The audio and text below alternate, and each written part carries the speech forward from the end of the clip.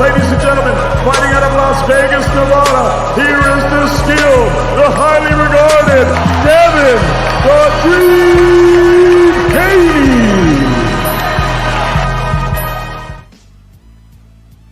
Haney. Man, what up, fam? What up?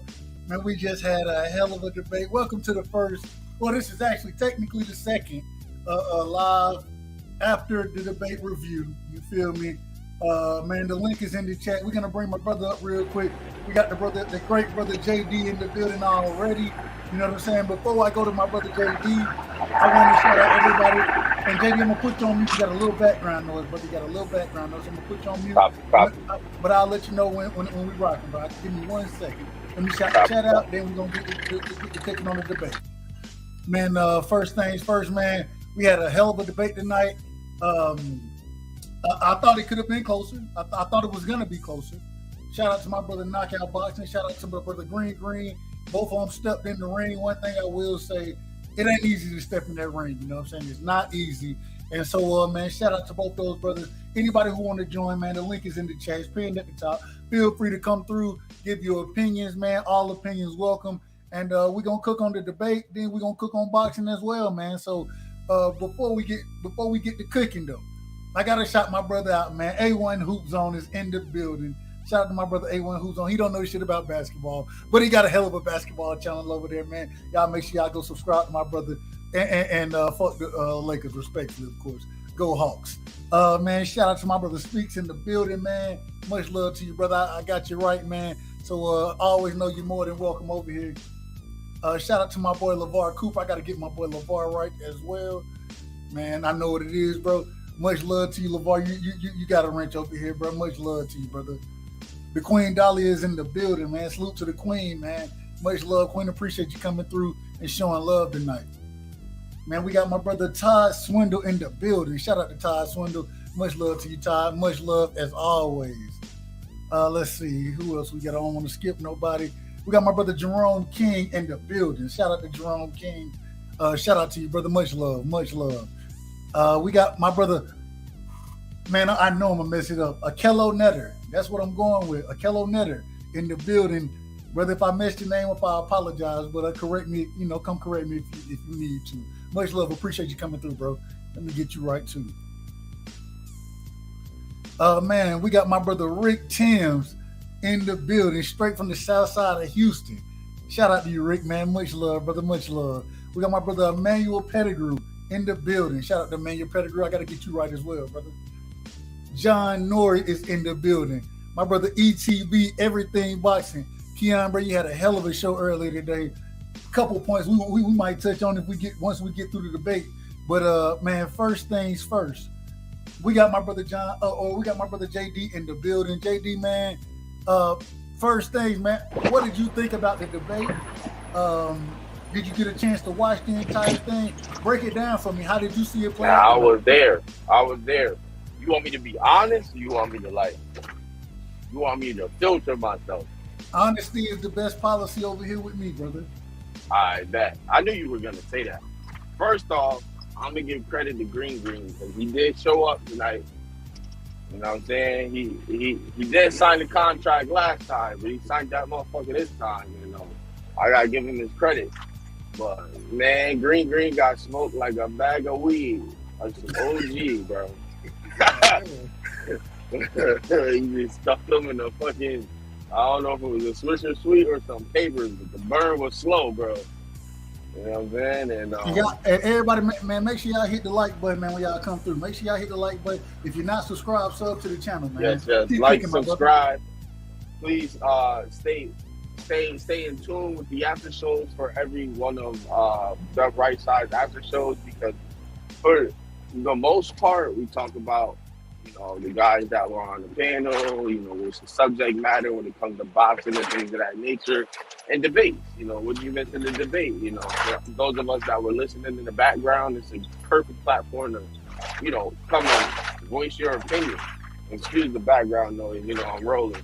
But and also too, for the guys that step on that panel and step into that square circle for that debate, man, it takes a lot of heart, because win, lose or draw, they in there. regardless, it's all love. I might talk my shit.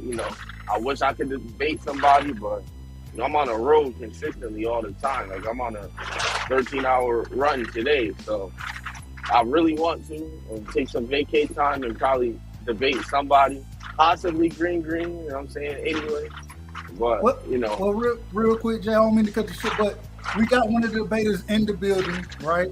And before I let anybody cook, you feel, and respectfully, I want to let my brother Green get it off. Green, man, I thought you went up there today. First things first, shout out to you because, and Jay, I'm gonna put you on mute just because you got back. Oh yeah, for sure. But Green, I thought it takes a hell of an individual to go up there and to stand in that ring. It is much more difficult than it looks. You know what I'm saying, man? Tell me, what was your experience tonight? Did you feel like you won? I know you said you thought the judges were biased. I've judged multiple debates. People didn't call me biased multiple times. I'm okay with it, man. What was your experience like tonight, brother?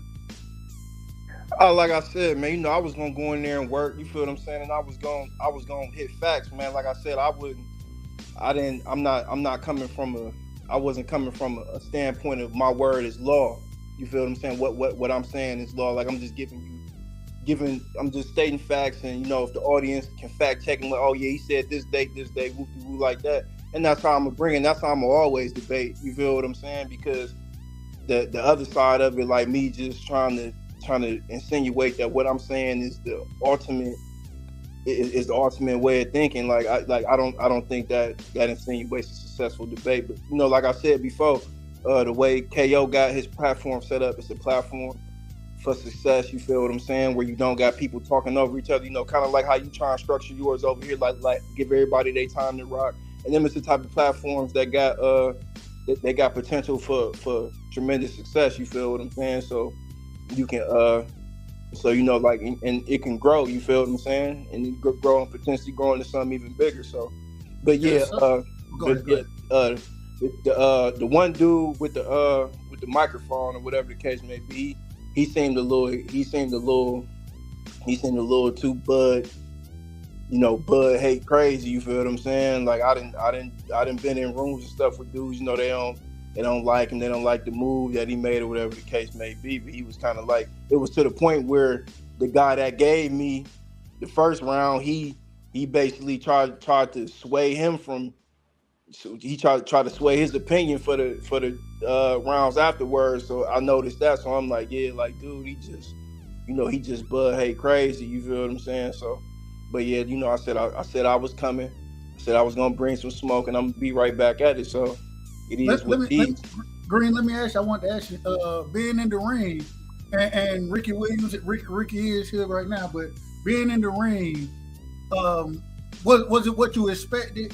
What did you feel like there was a little more pressure than you? Break it down. How did you feel being in that ring? What, 10 minutes longer, shorter? Just what was your thoughts being in the ring for the first time? Well, it's a. You there by yourself for real. You feel what I'm saying? So it's like, okay, like I'm in here.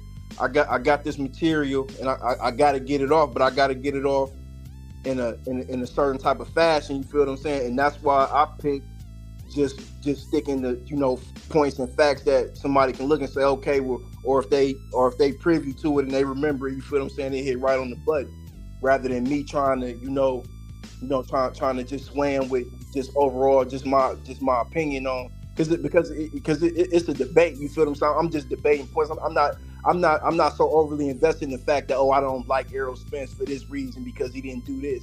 You feel what I'm saying? I'm just giving facts to argue upon and then rebuttal whatever my opponent has. You feel what I'm saying? But yeah, it's definitely different when you got that 10 minutes because it's like because you like, man, do I carry this point on for 2 minutes? The way you structure, like do I pick 5 points, do this joint for 2 minutes, do this joint for 2 minutes, then the rebuttal just pick 2 points out of what he do. You feel what I'm saying? Because the whole time your opponent going through, you gotta be hitting shit that he doing. You feel what I'm saying? Like, damn, I gotta hit him back with this. He said this, I gotta hit him back with this. So yeah, man, I mean, like I said, it started getting easier. You start loosening up a little bit. I ain't mad at you, man. We got my brother, the most hated in the building, being Israel, man. Did you see the debate tonight? What were your thoughts on the debate, brother? Shalom Dub, Shalom Green, Shalom JD, Shalom the other brother just put up. You know what I'm saying? Y'all hit and like and subscribe to this motherfucking channel.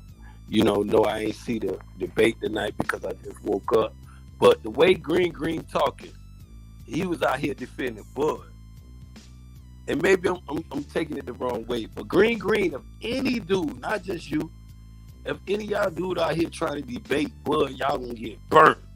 I don't give a fuck who y'all debating. Bud got himself looking like a fool. Boy, you better be Johnny Cocker's son to get on any panel and defend Bud Canfish Crawford, my dude. But no, I didn't see it right side. Okay, give me a second, Bill. We're going to come back to you. John Norrie, my brother John is in the building, man. John, man, break it down, bro. What did you see from the debate? How did you score it? Did you think the scoring was accurate? Break it down, man. What did you see? What's going on, Dub Right Side? Salute the panel. Salute to the chat. Much love to you. Man. Salute. I didn't catch the whole thing. I just happened to see some of the highlights at the end. I caught a little of the second round. I caught most of the third round. I was in and out, handling some business. But from what I could see, I mean, you had some Green. If you're still here, man, you had some points. I like some of the points you had, but your delivery was way too just stagnant. You really wasn't gonna get nobody with some of the points you're making, the way you're delivering them. You gotta come with a little bit more energy. And also, what Ricky said in the chat, he's pretty much right, man. You got to be concise. You got to learn how to layer your points. So you got opening points, you got points you want to do when you're in the middle of the debate, and you got closing points you want to have. You should have those ordered when you try to debate somebody. You should kind of know where the debate's going to head. You should kind of know where they're going to start with, and you go from there. You just kind of like take your time and let it flow naturally. I think you did pretty good. Like everyone done said already. Debating for Bud these days is kind of hard, man. He's my favorite fighter. I don't fight every battle. I let people get their shit off because I didn't like everything that he did last year, man. I wanted to see the fight. The fight didn't happen. We don't know all the facts, but for what we know, I mean, it's pointing in his direction. I still have Bud winning the fight, me personally, but if the man won't get in the ring, that's totally different. So, I mean, you're kind of handicapped with that one, but. For all what you did tonight was good work, man. Glad you got in there. A lot of people don't want to debate KO. Everybody wants to talk in the chat, and talking in the chat is all good and gravy. But when you're out there in the ring, you got to throw them punches, you got to throw them jabs. It's a whole different story. So respect to you, Green, and respect to all the channels that do this every night, man. Facts. And Green, I want you to respond. I got to say, man, shout out to my brother. I done got way behind it. My brother, Sir Antbo, is in the building, man. My brother, much love to you, sir. Man, the OG, man, Ricky Williams is in the building. If y'all don't know, that's my OG, man, and I fuck with Ricky the long ways.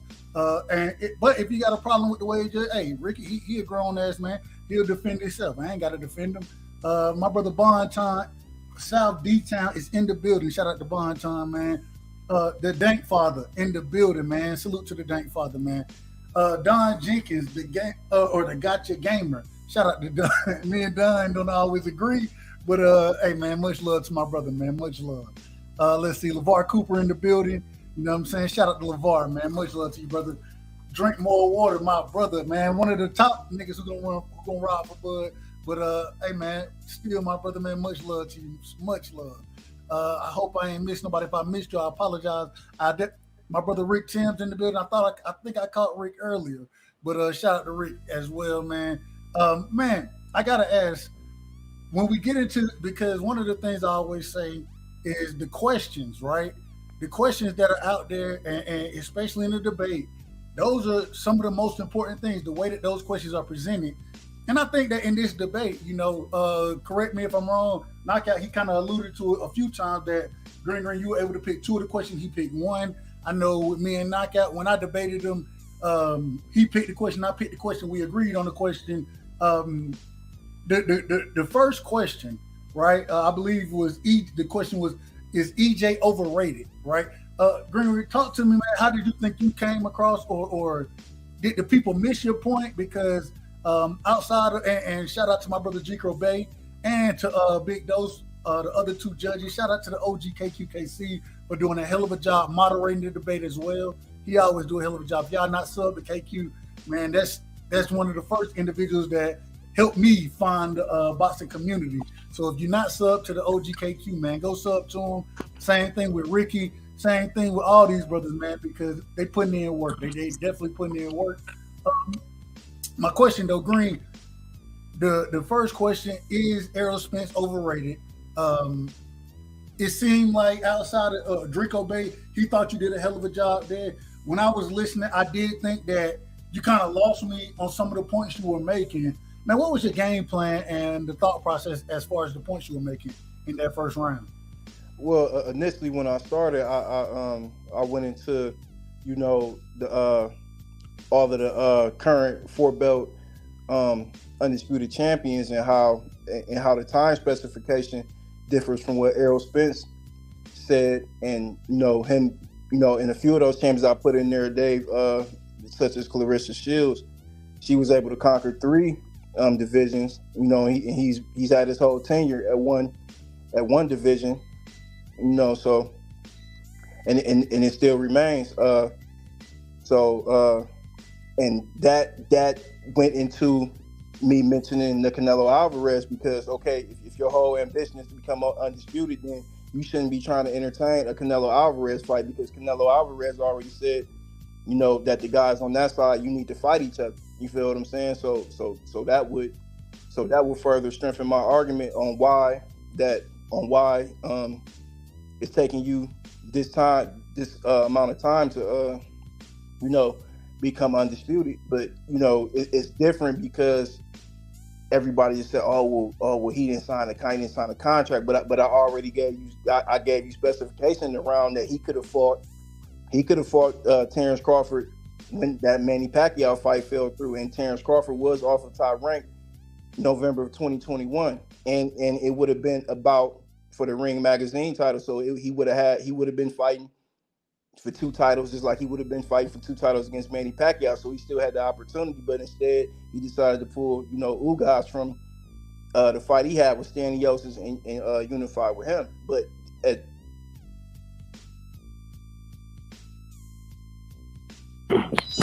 But when I hear you talk your question, my G, it's kind of baffling though.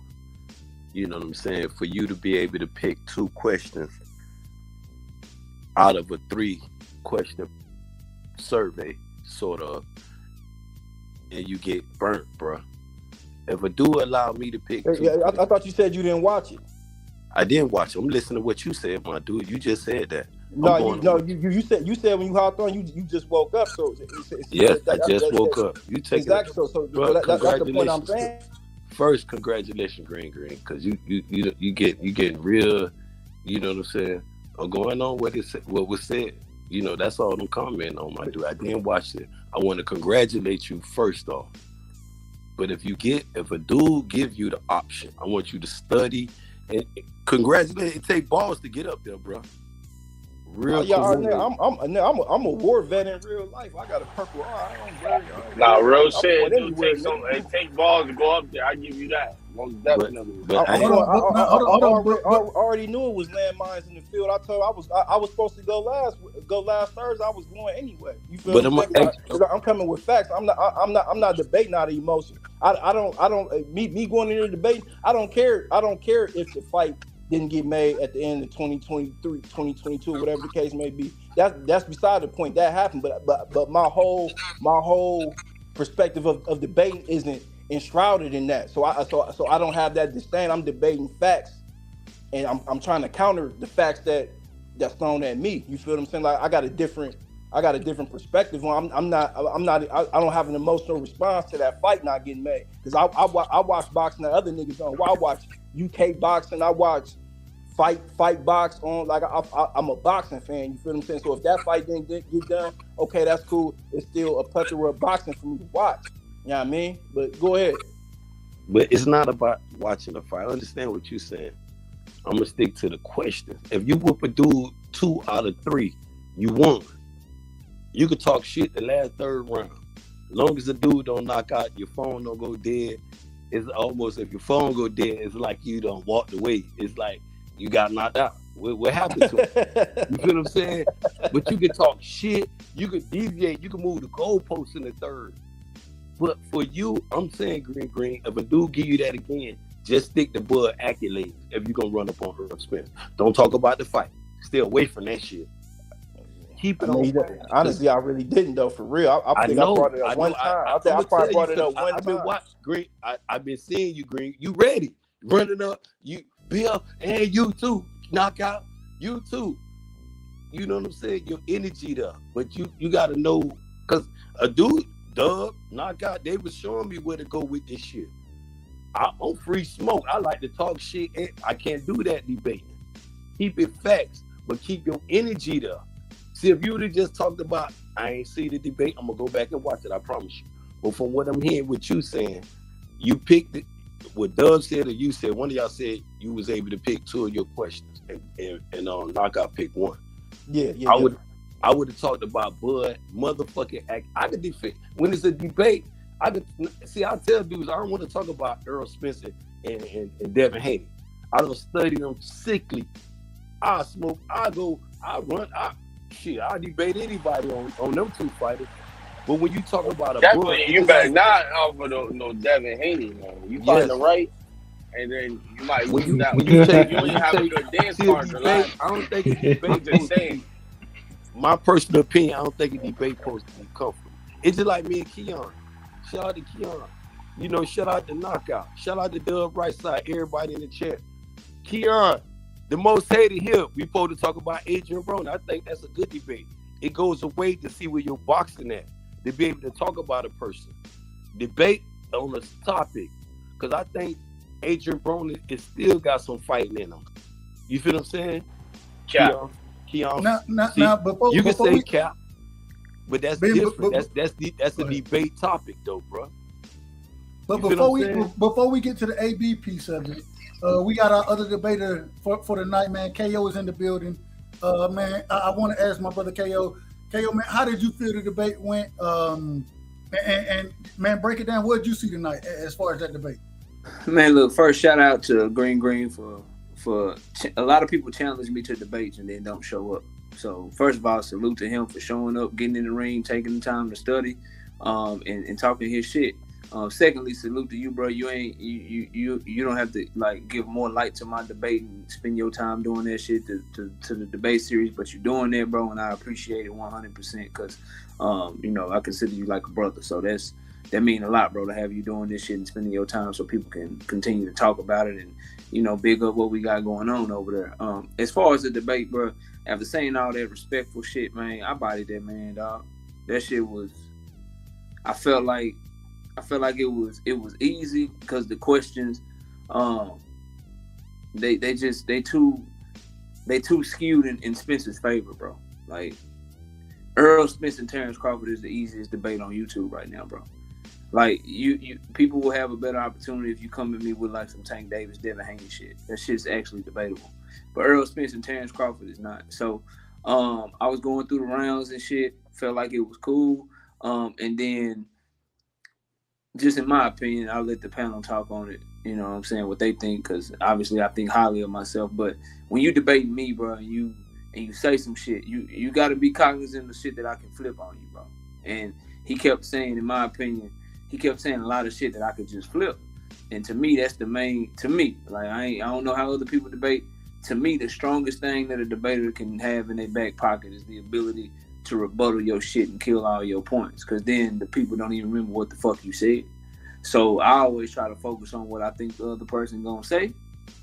And then make sure I got something ready for that. I knew Bud accolades was gonna come up. I knew Bud, what he's accomplished was gonna come up. So that's why I tailor my rounds around showing how his accomplishments didn't really mean nothing. Let's talk about who he actually fought for those accomplishments.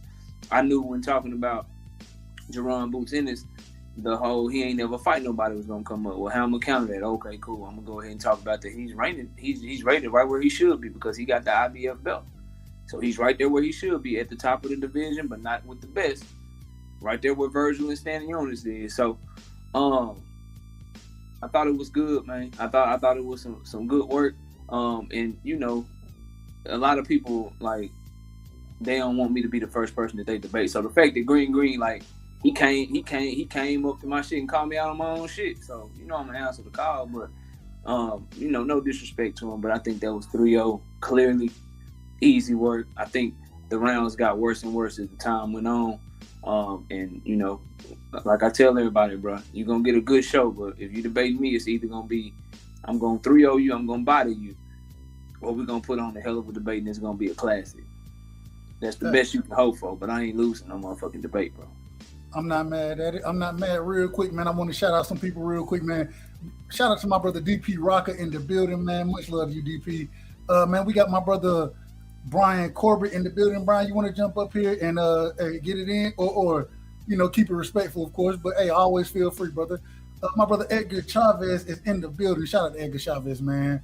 Man, we got my brother Carl from all the way from Australia. My brother Carl is in the building. Shout out to you, Carl, man. Much love. Appreciate you coming through. Real Spill is in the building tonight, man. Much love to you, Real Spill. Let's see. Not Me in the building, man. Shout out to my brother Not Me. And then we got my brother Thrill Hill in the building as well. Shout out to Thrill Hill. Thrill, I got to get you a wrench over here, bro. You should be good to go now. I wanted to ask the panel, and this time, man, we're going to start with my brother JD. Just going off that first round, the question that was asked, right? Is Errol Spence overrated? JD, man, break that down. How do you even view that question? Absolutely not. Absolutely not. Talk about it, brother. I'm sorry talk to about interrupt, it. bro. But no, talk about it. Not even context for a debate. All right. Let's break it down, right? I remember Green, respect to him, you know, in the debate and all that, right? But I remember he brought up the fact that every fighter that Bud has fought at 147, he stopped, right? Well, who the fuck are these people, right? These guys are not champions. They're voluntary mandatory. And one of them is a nigga that he knocked out. And then he fought another one that the nigga that he knocked out. Right? Like we spoke about this before. Whereas you have an Errol Spence. Number one, Errol Spence, and I don't understand how this gets overlooked, is an Olympian. Terence Crawford went to, what was it, the prelims, and who sent him home? Pan American game. Yeah. Who sent him home, though? Right? And who did Errol knock out that sent Bud home? Right? So that's just, you know, a piece of that. Also, for every champion, it was either a clear, concise, and decisive stoppage, or they got dropped or beat the fuck up. Regardless to who came up in weight, came down in weight, every one of Errol Spence's opponents in the upper echelon of the Glamour division were ranked, bro. None of Terence Crawford's opposition in the division was ranked highly, bro. Almost all of Errol Spence's top upper echelon competition was ranked highly, right? And then we have to look at, if we're talking about accolades of all those opponents that he fought. At what point did he fight them?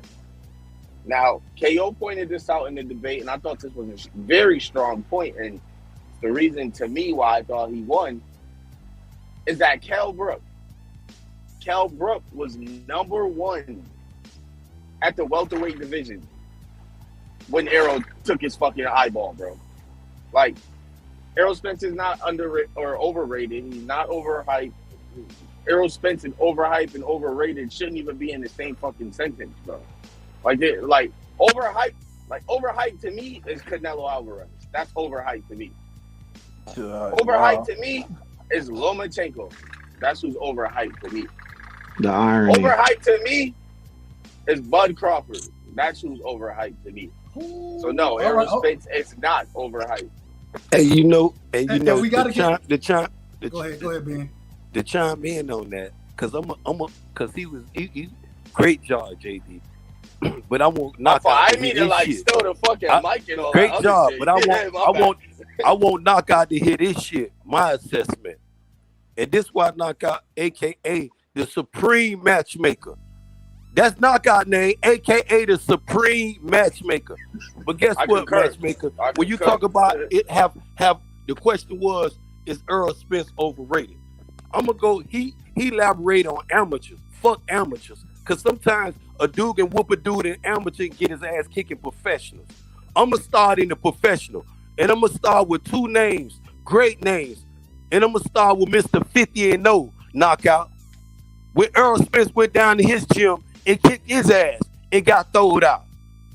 And then at 14-0 was calling out the likes of Keith Thurman and Floyd Mayweather. How about them apples? And then went on to conquer the most brutal division in boxing, the welterweight division. Went across the pond and beat the shit out of Kell Brooks. We all seen that with our own two eyes. Hey, you know, Ben. I ain't mad at nothing. But you know where I'm going at, Knockout. But then Knockout, Mr. Supreme Matchmaker. You've been avoiding my text. You've been avoiding my things though. I know how you feel highly on yourself. But Keon said he wanted green, and he said he wanted the most hated, being Israel. I deal with both of them niggas in one night. All right, Ben, let him respond. Let him respond, Ben. He hit me up, and I'm gonna set that up, Ben. But see, and this is where, and maybe it's I don't know. Adrian Broner. I want to go on. Maybe you can call it. Hold on, Ben. Hold on, brother. Let the man respond. Maybe you can call it like, I don't know, bro, debating OCD or whatever, bro. But the stuff you said about Errol and Floyd Mayweather, it's a great rumor, bro. It's a great rumor. It's the worst kept secret in boxing. But I don't bring shit like that up in debates because it's like I can't prove it. Like it can't be proven. And so I'm very careful. If you listen to me debating, I'm very careful with making sure that I say shit that I can prove. Like when I said all that shit about Triple G being number 5 and the people that he was over, that's some shit that you can actually go look up. When I was making my argument about him going over to Kell Brook and beating Kell Brook up and taking his eye, that's something that you can prove. When I was talking about how he beat Danny Garcia off of a car accident worse than anybody beat Danny Garcia, that's shit that you can prove. Like the Floyd Mayweather shit, like it's a good point if you just going back and forth and shit. But if you're in a debate with somebody like me, I'm gonna point out the fact that you can't prove this shit. What if you can prove this shit? If you can start with proving why he got thrown out the gym. You called him over to spar him for one. He just was sparring, man. He was there to just spar. He was sparring. He was there to do sparring work with you. Then you got mad of how he put them hands on you. If I could prove he got thrown out the gym, that's just one. Why? This supposed to be the motherfucking doghouse, my G.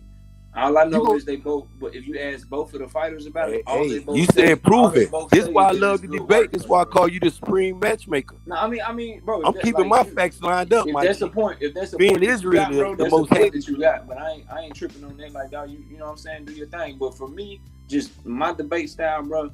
Anything that can be refuted, I try to stay away from.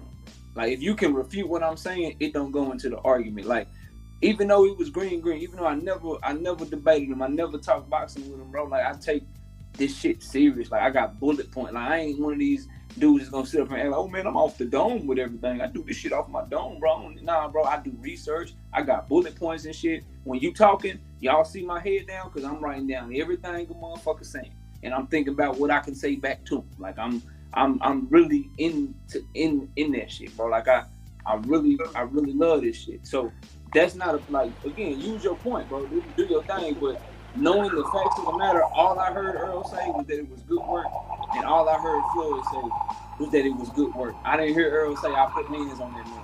I ain't hear Floyd Mayweather say you put hands on me. And so until somebody, you know what I'm saying, until that shit can be proven, I just feel like that point gets thrown out because if you bring that up to me, I'm gonna say, can't nobody prove that shit. They both say somebody must go. You just wasted your time talking about it, bro. Somebody must go. Hold on, Ben. I want to go to my brother John Noy real quick. John, bro, same question to you. For the first topic, is EJ overrated? Man, how did you see that topic? Do you think EJ's overrated? Was that a good debate topic in your opinion? It's a good debate topic. It might be a little bit too early for that one. I think EJ's definitely he's at a fork in the road right now. I wish the Bud fight would have got made earlier. I still think they probably working on it in the background, but you never know with these guys, man. Especially with EJ, he's a smooth operator. You know, he's a crude businessman. You see how fast he made that Pacquiao fight under the scope. You know, like the way those guys move, man. You never know what they're working on. Especially when they get quiet like this, they definitely working on something. I think it's a little more than the Keith Thurman fight. And I find it funny how the Keith Thurman fight now gets all hyped up after they've been talking shit about the man for the last 3 years. But, you know, that's how it is. That's why I feel like we're getting close to the idea that EJ might be starting to get overrated because these EJ fans again. I mean, I'm a Bud fan, but I'll be honest. I'm not the typical Bud fan. A lot of Bud fans are like a little bit, you know, don't go outside much. But EJ fans are getting up there too now, man. Like every time I go to a chat now, I go to a panel, you know, you can't talk anything about this guy. You say EJ get hurt in the fight. Oh, he didn't get hurt. That's the way he fight. He just blocking. He blocking punches. He's catching and shooting. Like the man got hurt. He's looking for his mouthpiece. And shout out to Right Side. I got to run, fellas. Y'all boy be easy. Right Side, Green, JD, Ben Israel, John Norrie. Ben, I'm yes, sir. Supreme matchmaker. Wait, KO. Come on, give me the ring, champ. Give me the ring, champ. It's late. It's late, boys. Come on, Supreme matchmaker. You know you. Hey, later, Supreme. KO. Before you go, hey, give me a minute, my G. Hey, Supreme. Before you go, that I want all y'all to know that's knockout. You know, that's just my name I got for, because you doing a hell of a job, my G. Let me give you your roses while you're in my face. Make sure you put Debate King at the end of that Supreme match. Yeah, you the Supreme. I give you that, the Supreme King matchmaker. You know what I'm saying? But let them know you got it. But let them know you got a little dude. You got, you my agent though, Knock. I'm gonna give you that. Let them know you got a fighter. Give him the golden ticket out. Give him the golden ticket, KO. I'm giving. He got the golden ticket. I got you, bro. I got you. You'll be getting a call from me soon. I got your number and everything. I got you, bro. I got you. KO, I got a question. I need to know this. Have you ever, and I want you to be honest when you answer me, have you ever felt like when you step in the ring that you in trouble when you get into a debate? Have you ever had like one opponent? And if so, who was it? Yeah, not the opponent, but I set up a Conor Ben versus Chris Eubanks debate, and I set it up, and it was going down. Conor Ben tested dirty and tested positive the day of the debate, and my debater pulled out on me that was supposed to debate for Conor Ben. So I said, fuck it, I'll debate for Conor Ben. And so that's the only time I went into a debate. Like, man, fuck, bro. Like, I don't even believe this shit I'm about to say, but I'm about to try to spin this shit. And so welcome to the party. It was just having to fill in the last minute and take over that debate. That was a close ass debate that I knocked out. Yeah, it was having to fill in for a last minute and say some shit I don't believe. Wait, that's you the won only time, you won? That's the only debate I almost lost, in my opinion, and it's because everybody that knows me, right? Everybody that knows me knows I didn't believe none of the shit that I was saying. I was just doing it for the show. Right. And so I told myself after that shit, from now on, if that shit happened, I don't believe the shit. I'm canceling that motherfucker. Like, I'm just gonna have a motherfucking regular show. I'm not doing that shit no more. Cause your audience can tell whether or not you believe what you're saying, bro. And if I'm gonna be authentic, if I'm gonna give y'all me, I can't be up here debating some shit. Everybody knows. Oh, that's a forfeit, my G. That's a forfeit. Hold on, Ben. Let me. I wanted to say, man, real quick, KO, man, appreciate you. Green, appreciate both of y'all, man. Y'all did a hell of a job tonight. Great job, fellas. Great job to y'all. I did score 3-0 for KO. I did, but at the same time, I do understand your first debate, getting up there, and the questions are so important in debates. They're so important. If you look in the first round, one of the things I saw KO do was he went and defined overrated. When you start defining those topics and then you speak to them, then it gives you that much more footing to stand on. I just say that to anybody. Once you get in the debate, make sure if you're gonna have these questions, define the concepts of the question so the people understand what you're talking about. Green. And the first question, one of the things I think you went wrong with was you didn't define anything, and when you started talking and going, especially watching the chat, a lot of the people couldn't follow you exactly the point you were trying to make as far as why EJ was overrated. So you got to be able to bring it all together. But man, KO, I know you got to go, man. Appreciate you coming through. Hell of a debate, man. Give your last words for the night, man. Hey, man, look, man, shout out to Green once again. Shout out to everybody that think they can do it. Hit me up, knockoutboxing86@yahoo.com or on Twitter at KOBoxing86TV. Hit the right side like button. Subscribe to his channel. We got more debates to come. And y'all already know what I say, bro. Like, I'm here for it. Like, you ain't got to have no channel. You ain't got to be, you can have a big channel, but y'all, they don't want to see me. But you ain't got to have no big channel. You can be in the chat. You can do whatever you want to do. I don't turn down no fades. Just ask anybody that ever asked to debate me. I've always said yes. I've always let them pick the damn topics. I'm with it, bro. Whatever y'all want to do, it's just a conversation to me. You only gonna get two things though, and I'm gonna keep saying this because it's fucking true. If you debate me, only one or two things gonna happen, bro. You gonna get bodied, or it's gonna be a close ass classic debate and we gonna put on for the people. That's your only two choices, bro. And you're not beating me, though. That's not gonna happen, bro. Because I'm gonna debate what I believe in. I know the logic is sound, but shout out to Right Side. Shout out to everybody that's pushing this boxing talk shit forward, man. Y'all boys have fun, man. Enjoy the night. Do whatever y'all need to do. Have fun. Be respectful. Talk y'all shit. Been Israel. I'll be in touch, and I'll be in touch with you, Green. I'll be in touch with you, Jay Nori, everybody, man, so we can get y'all on these debates and get y'all to talk y'all shit, man, and keep this boxing talk thing going forward. But shout out to everybody in the chat, man, and shout out to everybody on the panel. Y'all take it easy. I'll catch y'all next time, bro. Man, appreciate you, Knockout. Congrats on the big, bro. Salute. Now we got a quick announcement. We gotta make this quick announcement. My brother BC Brian Corbett, he hit my brother A1 up and said, "Damn it, I need Ben Israel to get my number because he want to holler at you, Ben. He want to holler at you outside." Hey, you know I got the brother information. Hey, and you give Ben, I got your him a number, information. Dub. No, I already know who that dude is. I already know I was finna make a comment, but I'm being respectfully to the dude. Give him one information. He had it See how before. that long. He got it You gonna see before. how long that Hey, lasts, JD. man. Hey, JD, I'm gonna put it in the private chat for all y'all. No. I got it. No, I got it, I Ben. don't want to know. I know you don't want it, JD, because you already know our roads gonna cross though, JD. And you better be ready for this smoke. We can do it on Dub Right Side, or we can do it on Knockout. Look, I know you've been watching. I know it. If you want that taken, Whenever you ready, JD. I'm telling you now. Whenever you ready, JD. Don't hit All no. right, Don't hit no we got it. deal. We got it. We got it. Most All definitely. right. There we go. We got it.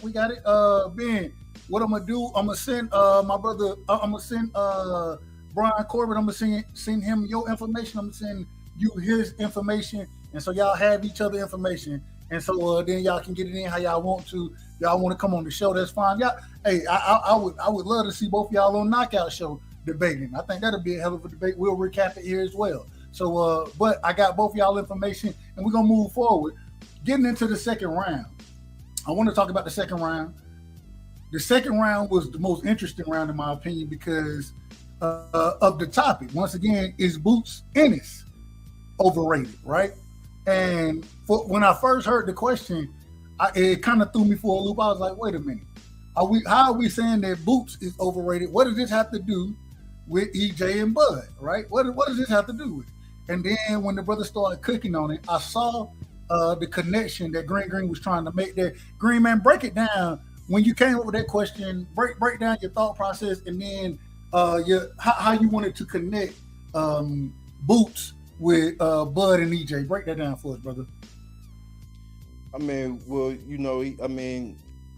by, a few people's public, perception that he's the boogeyman, or, he's not getting any recognition, or he's not getting the opportunity to fight for the belts. But I mean, just the whole onus in it is what if Green, are you there? You cut out on us, brother. You cut out. Hold on, we're here. My phone went on. Yeah, Okay, you he, good. yeah, he. I mean, it's kind of like he's trying. They try to use the narrative that the politics of boxing is what's keeping Jerron Ennis from from being a champion or one of the champions fighting him per se. And it's not really that. Like in this modern day of boxing, you have to have done something to be able to bring something to the table. You feel what I'm saying? So I don't, in my opinion, and some of the facts that I delivered, they always say the eye test and, he looks good. But, like I said, Jaron Anderson, he does the same things that Jerron Ennis does in the ring.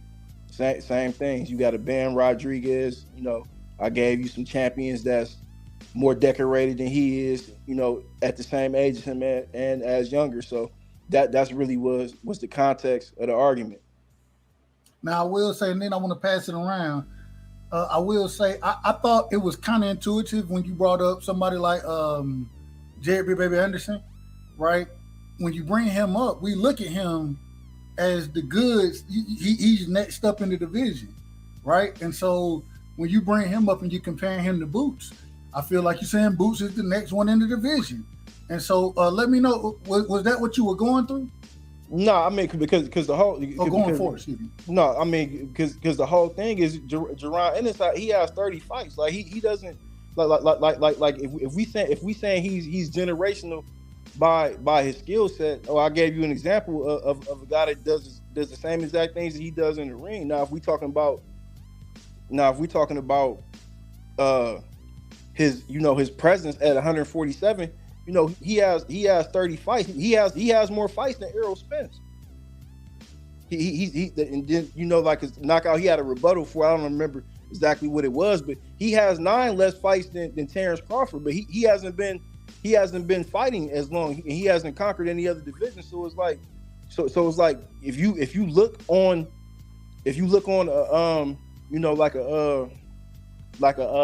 a box rec of some sort, and then you get to looking at his opponents, and then you seeing a whole lot of 1 stars and 2 stars and stuff like that. So, and then like I said, if you know how boxers work, you looking at the degree of difficulty. It's like nah, like he ain't he's overrated. You feel what I'm saying? Like he hasn't done anything.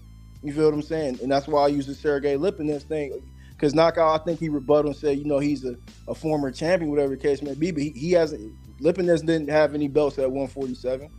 And for a long time in his life, he was a kickboxer. He competed in K1 and stuff. So my whole point is that he's being moved a certain way. It's not the politics of boxing that's what's keeping him away. And like I didn't even really allude to the recent news. You feel what I'm saying, or whatever the case may be. Because like I said, that's subjective. I really just tried to state it, to facts that can be proven and looked at. You know what I mean, rather than something that's already got something that's already got thread and people got opinions about it, because some people don't feel like the recent event he ducked, and some people do feel like he does. So I just try to keep it strictly on points that you could point out, like yes, him and Jared. Oh, you cut out, Green. You cut out, brother. I can't wait to break this down. Please pass it to me. Well, it seemed like Green, he just cut out. So Yeah, go yeah, ahead. but I'm pretty much done. Go he ahead. I'm pretty much done. Go ahead. Yeah, break it down, Jay. Yeah, go ahead, Jay. We're going to John, then we're going to Ben, man. Go ahead, Jay. Break it down. So y'all can hear me, right? You sound crispy, baby. All right, you do. Better headphone this time. All right, so P game, right? Now, while I understand what what the end goal was for Green, what he was trying to do, and I like the concept that he was trying to create, but it doesn't necessarily work with Boots, because if we're talking about if he's overhyped or overrated, that was the question, right? Is he overrated? Correct. Is he overrated? So if he's overrated, opposed to whom in his division, right? Because again, back to Knockout's point, he only appears overrated because the two, I hate to say this in conjunction, but the two dominant champions at 147 are where they are. And to me, if I'm just a casual fan, which I'm not, of course, to me it looks like both of those champions had a harder time getting to the point that Jerron Boots Ennis wants to get to, right? But let me take it a step back even further. To whom in his division and his generation? Because we're comparing Jerron Boots Ennis to a Jared Anderson. Jared Anderson isn't even close to his age. Jared Anderson is 21, is he not? So, and then also he's a heavyweight. So the skill gap and disparity at heavyweight mixed with power and IQ, ring generalship, and active aggression, things like that, that the judges like to use to deem who is the more crisp and dominant fighter. We haven't even seen him get to the point that we've seen a Jerron Ennis. Like, up to a point, Jerron didn't even go 12 rounds. And he pitched the shutout on those 12 rounds. So is he overrated, or is he being undercut with his competition? That's the real question. Why is he being undercut is an even realer question. Why don't these guys want to fight him? And we've seen on numerous times, and, you know, I don't know if it's factual or not. I'm going to go ahead and say it's opinionated, but I watch YSM media and I see how they speak about how they send almost 15 different fighters a contract and none of them wanted to respond to the contract. And also, when we talk about Sergey Lipinets, not Lipinets, Lipinets, that's how you say it. He was not just a kickboxer. He was also a unified champion who lost to the guy that Errol Spence put hands, feet, and elbows on. Of course, he didn't get the stoppage, but that's for whatever reason Errol Spence had, right? But that is the same guy Mikey Garcia beat. And at that time, he was a dominant fighter. But when he fights Jerron Ennis, he's a nobody. I mean, you know, it's hard to make that connection. And then at the same time, too, we're trying to compare Jerron Boots Ennis to other fighters that are proven. He hasn't even gotten a chance to prove himself. He's right where he should be. He's a contender. And other contenders in his weight class don't want to fight him. Hence the reason why Iamante Stanionis and Virgil Ortiz are fighting, and not Jerron Boots Ennis and Virgil Ortiz. And as a matter of fact, Green, Virgil Ortiz said out of his mouth that he's not ready to fight Jerron Ennis, him and his team. And they said they need a couple more fights that the fight down the line. That's just further indication of the fact that Jerron Ennis is not overrated. He's not overhyped. He's just the boogeyman at this point. And that's usually how it is in dominant divisions like 140, 147, 154, 135. You got two champions, right? Or three. There's three fighters usually. There's the most dominant, there's the most defensive, and then there's the most aggressive. That's the best way I could describe those three, because we see it in today's time. You got Jerron Ennis, Bud Crawford, and Errol Spence, right? We go down a little bit further, we have Gervonta Tate Davis, Shakur Stevenson, Devin Haney. We go up some more, we got Josh Taylor, Regis Prograis, and then we have the newly crowned IBF champion, and you know how I feel about the IBF belt, it's more prestigious, Subriel Matias, right? So that's just, I'm breaking it down so we can understand. Like, when we make these comparisons, we have to find a median, because I personally feel each of these fighters are ranked where they should be, except for one division, which is 147, obviously, because Errol Spence is the most dominant champion, and he has all the belts right now. And when's the last time we saw an undisputed 147 pounder? 20 years ago? It's He's been the a while. closest thing to that. You understand what I'm saying? So, not to drag it out, but I'm trying to break it down so it makes sense to not just everybody on the panel. If it does or not, I don't know, but I think it made sense the way I explained it, and the casual fans that might not have an idea about boxing. That's typically how it works. You know, there's no way that he's overhyped. How's he overhyped, but he hasn't fought somebody worth a note to show and prove that he's overhyped? that the casuals say he'll lose to, you know. So I ain't mad at it. Real quick, man. Shout out to my brother, the boxing scholar in the building. The scholar is in the building. Ben, the scholar say you owe him $100. He time stepped the link in one of the chats earlier. He said he owe you that. I'm just telling you. I'm just telling you what's out there. Hold on, before you get there. Let me shout my boy IB who I be out, man. That's my brother. I fuck with IB who I be, man. And then also Jerome King, my brother. Appreciate you, man. Everybody coming through. Go ahead, Ben. Go ahead. Then we go into Jay North. Ben, you there? I didn't.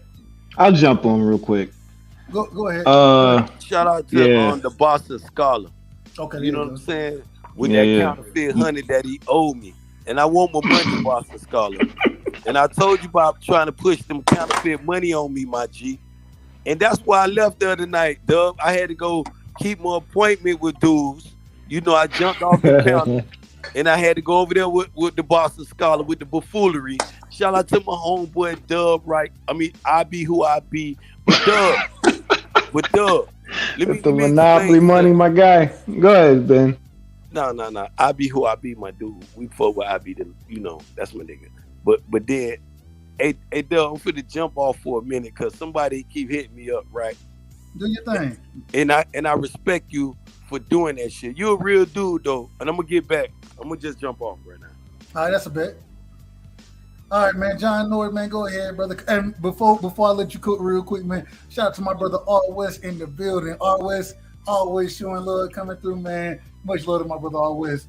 Man, John Nord, man, go ahead. In that second round, the question is Boots overrated? What did you think about that question? Was that a good topic? How do you look at it?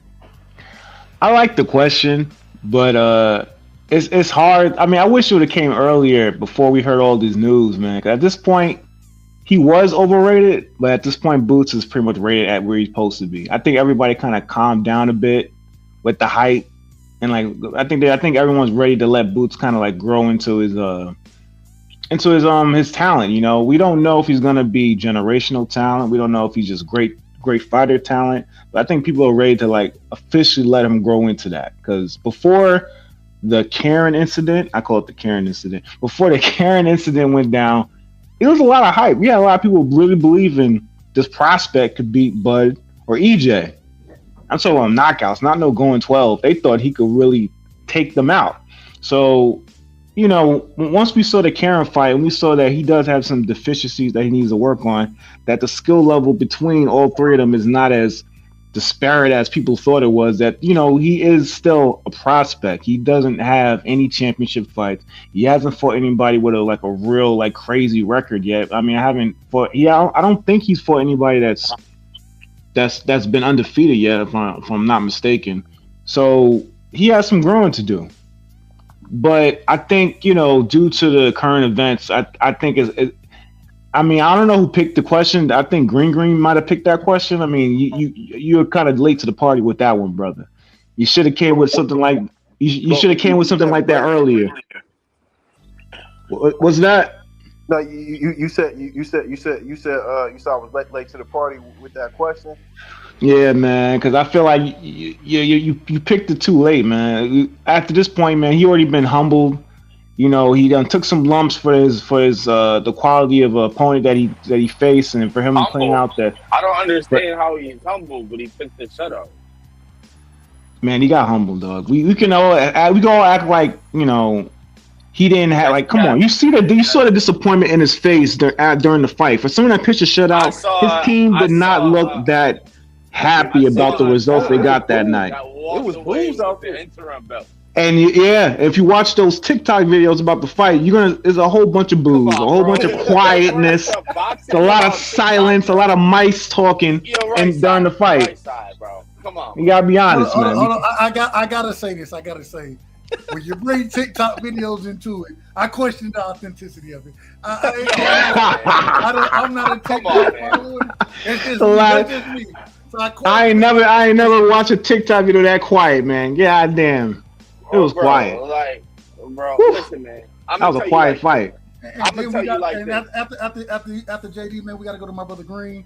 Then we'll go to the third for sure. question. I apologize, but I just gotta say this. Fine, brother. Because we expect Boots to knock out all these guys that he's in the ring with. I mean, of course you would be disappointed if you're expecting a guy to knock him out, right? Hold on a second. Thanks for the correction. Hold on a second. Thanks for the correction, Specs. Karen was undefeated, so that's one. I know he had one loss.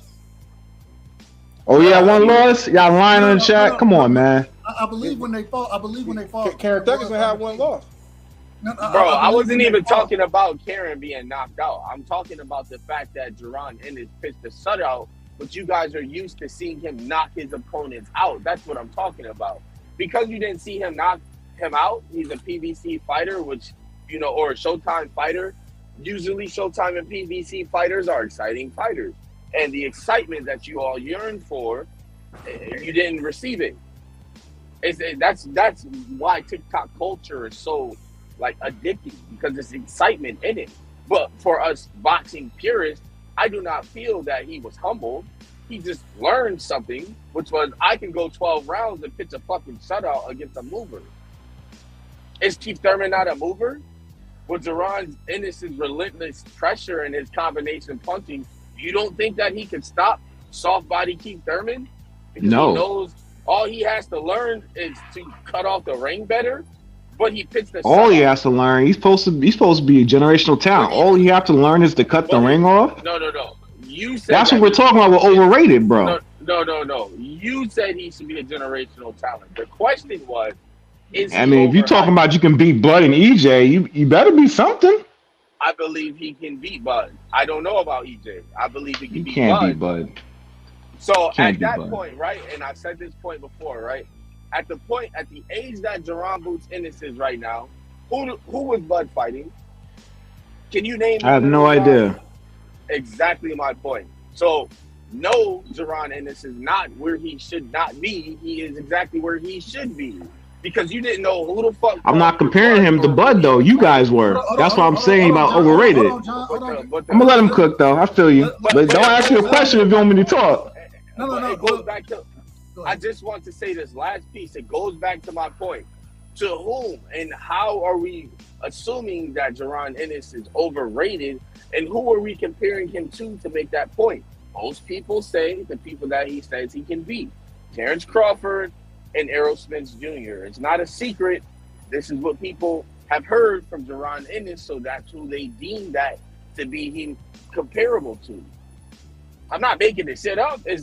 It's all. I said it to Terrence's best videos. If you pull out your phone, open up the G and look up Google, you'll find what I'm saying. That's all I got for now. We're gonna go ahead, John. Finish. Respond to Jay. Yeah. We gotta go back to my brother Green, man. We gotta get him back in here. And that pretty much, that whole soliloquy was pretty much a pretty much that's evidence right there to let you know that he's a little bit overrated. It's like any little critique, and it's already oh my God, explain this away. I gotta explain it. Just let the critique sit for a little bit. I mean, let it sit, dog. He didn't look the best in that fight. It's okay. Bro, if you guys say it's okay, bro. But hold on, Jay. It happens. He looked great. He pitched the shot. He didn't know. He did not look great. He did not look great, bro. Karen ain't no. Hold on, See what I'm saying? You getting tilted. You getting tilted. Hold on, Jay. Let the brother finish. The same way I'm gonna ask him to let you finish. Let the brother finish. Yeah. Green. Go ahead. Finish it. Thank you, Doug. Thank you, Doug. Right side. Thank you, sir. But I think it's a healthy critique, because I don't think people were mad about him not getting a knockout. I think that's a lousy excuse. I think people were and I think most people were expecting Boots' talent to really show he's that much better than the guy he was put in the ring with, but it didn't. That's not what happened. We saw a lot of holes in his game, and I don't think anybody was expecting that. I think that's why you saw the response that you saw, and it's because of that response. It came because you guys were hyping him up too much, and I feel like now that he has a healthy expectation, I think he's going to grow as a fighter. We're going to see a lot more great performances from him. But he had to go through this because you guys are just going through the roof with this, through the roof. And he needed to get a little bit humble. Even EJ said on Twitter, you You thought he was ready, but you got to put that baby back on, put him back on the bottle. He's not ready yet, So it is what it is. He's a prospect. Let him earn his keep. I ain't mad at it. I ain't mad.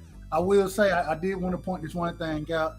When we talk about being overrated, I still compare him to, I still put him on the level of the Stanley Onis, the Virgil Ortizes of the world, those individuals who are just that second tier, with Bud and EJ being the top tier of the 47 division, and them guys being right up under. I think he's still right there. I don't think it's overrated to put him there. My question, Green, when you wanted to go here in this situation, break down why you think that he is overrated. And I know you kind of broke it down in the round. I don't feel like I felt like it wasn't as put together as you wanted to. You seem to be in multiple different spots when you were talking about it. So trying to just so you had the ability to clean it up, really speak on it a little more freely. No real, anything like that. Man, why would you say, and why did you pick that question, and why do you think that Boots is overrated? Well, I picked the question is just like when you look at the 147-pound landscape, you got the guys that's been in the division for like the past 6 or 7 years, and then you got Jerron Ennis. But see the thing is though, like what and see the thing is because why I hit on different points, and like I said, it's got to be to the degree like I understand, like you have to give the judges exactly what they're looking for. So I think they mostly was looking for more of a me to more like elaborate like far as like theatrical with it. You feel what I'm saying? I'm giving points out. You feel what I'm saying? I'm giving points when I come with the point and say he turned pro the same year as Ryan Garcia did, and Ryan Garcia is fighting the mega fight in 2023, headlining, and he's 30 fights in, and his biggest fight is a co-main event on a Tank Davis card.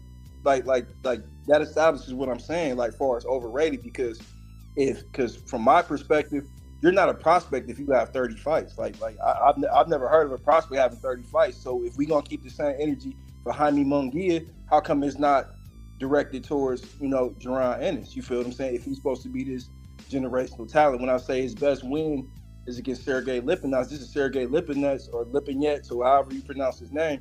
This is a guy that campaigned at 140. He came up to 147 to fight you for a check.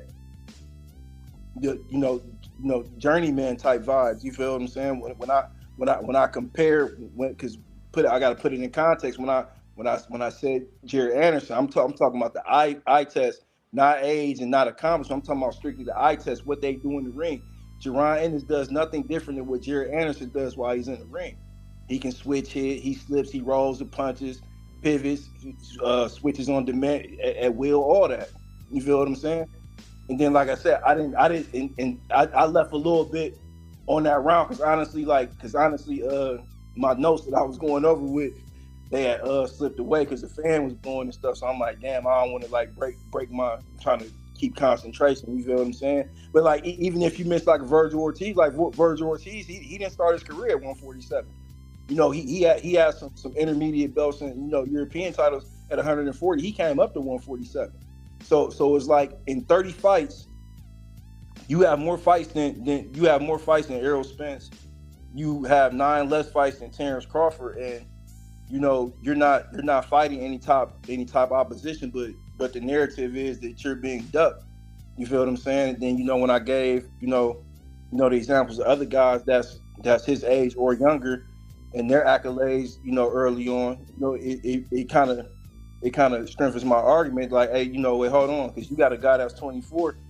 He's got all the belts at a division. He's getting ready to defend them for a second time. Like I also pointed out, he only fought one time in 2022 because, according to his team, Spence and Crawford held the division up. But like it's plenty of other competition to fight. So that's why I presented the question, because it's like I just want to get my points out and then get a kickback on if anybody else can combat why he wouldn't be overrated. That's pretty much it, though, Dub. All right, I ain't mad. John or JD, either one of y'all have a response, agreement, anything y'all want to say to Green's last point? I disagree. I'm about like half and half. You want to go ahead, John? You go ahead. Nah, you go ahead, Jay. Yeah, man, I disagree. I think, like I said, he's right where he needs to be in contender status. And like Right Side said, putting him with the Virgil Ortizes of the world and the Stanionis, it's not really much at 147 besides Terence Crawford and Errol Spence and Keith Thurman. Danny Garcia moved up, so it's not really much for us to compare. And with the eye test, I think Boots has passed the point of the eye test. I don't think we know he's the goods. We know he has. To me, it doesn't seem like, and this is opinionated, of course, it doesn't seem like he has a ceiling right now because he hasn't met that fighter in the ring that'll push him. I don't think any of the previous top welterweights have anything for Jaron Ennis. And I'm talking about like the Keith Thurmans and the Sean Porter was fighting still, and Danny Garcia and stuff like that. Those guys, they wouldn't have Ugas. It would be maybe a competitive fight until he gets stopped. I see Jaron stopping Ugas. I put Ugas, shockingly enough, in that realm with like the Amantes Staniotis and the Virgil Ortizes and Jaron Ennis. So as far as that point, I disagree. I think he passed the eye test. Jared Anderson, I don't think can do all of the same things that Jaron Ennis can do, because just look at his competition. While he is a very good prospect and he has high potential, he hasn't met a mover in the ring. Not for nothing, Keith Thurman is a mover, and so is Karen. So to me, it's just a good learning experience. In my opinion, doesn't change him. Jaron Ennis, he does have very high potential, like very high. Now, to your other point too, we talk about Sergey Lipinets. He was a unified champion at 140, but let's not forget he retired Lamont Peterson. And that was his fight after he had moved back down from 140 back up to 147 to knock out Lamont Peterson. So, that has to count for something. I understand how Lamont Peterson, or was it Lamont? No, I'm sorry, it was Omar Figueroa, right? Yeah, I think it was. Yeah, it was. It was Figueroa. My bad. That was my mistake. Figueroa is the guy that he retired, right? And Figueroa, at a point, before he was punch drunk and just using his chin as defense, he was something, right? So this guy, I can't sit here and not give Jaron Ennis credit for what he did with Sergey, because he made Sergey look like he wasn't supposed to be in there with him. And Sergey gets in there and gets motherfuckers out of there like they're not supposed to be in there with him. And so, it's just hard for me to say anything negative about him. It's a learning experience. He has a lot of potential, like a whole lot. Just like we saw with Terence Crawford when he got clipped by Gamboa, we noticed that he got hurt, but he did the smart thing and moved back, right? Now, whenever he gets clipped, as an example, we use the Benavidez fight. He got clipped in Benavidez fight a couple times. What he did was took a couple half steps back, reset, and then re-engage. That's part of evolution. That's what I mean when I say he has a high ceiling. Like, he has all the skills in the toolbox for him to be that guy. It just takes for him to be in the ring with the guys that he needs to be in the ring with. And you can't fault him for those guys not wanting to fight him. He sent the contract. That was the Bud and Errol Spence thing. We don't know the whole story to that. But I know for sure that somebody was declining that fight.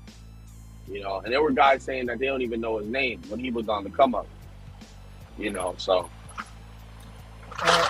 my brother John, man, any response? And then I want to go to the last question. And also, I got to, because I have y'all up tonight, man, I got a question after this I want to ask y'all, brothers. But, John, man, what you got on that, on the response to JD, man? Any response you had for him? Yeah, I'm gonna make it quick, but I think we done rinsed this one. But I think Green had the right view. Yeah, he had the right idea. I definitely caught the idea he was coming with, as far as like kind of like questioning the rise, the reign of Boots. You know, just seeing how how pretty much he gets so much publicity, but at the same time, you gotta realize he's at 147. This is the glamour weight class, and you got Errol Spence in your division. You know, anybody that looks like that could be a threat to that guy, you're gonna get some press. So that part of the equation has to be added to it. Plus to the fact he does, he passes the eye test. He looks good. He definitely got the goods. He definitely has the talent. He's young, got a lot of fight under his belt. But I also think ever since the Karen fight that everyone pretty much got a healthy dose of chill out. So I definitely think he's in a better position as a contender. He's not getting too much of the crazy expectations right now. People are allowing him to grow, but you also have to keep this. I'll end on this. Just because he's not getting fights, and you guys say that he's getting ducked, does not mean that's going to help him in his career. Fights like Karen doesn't help him also.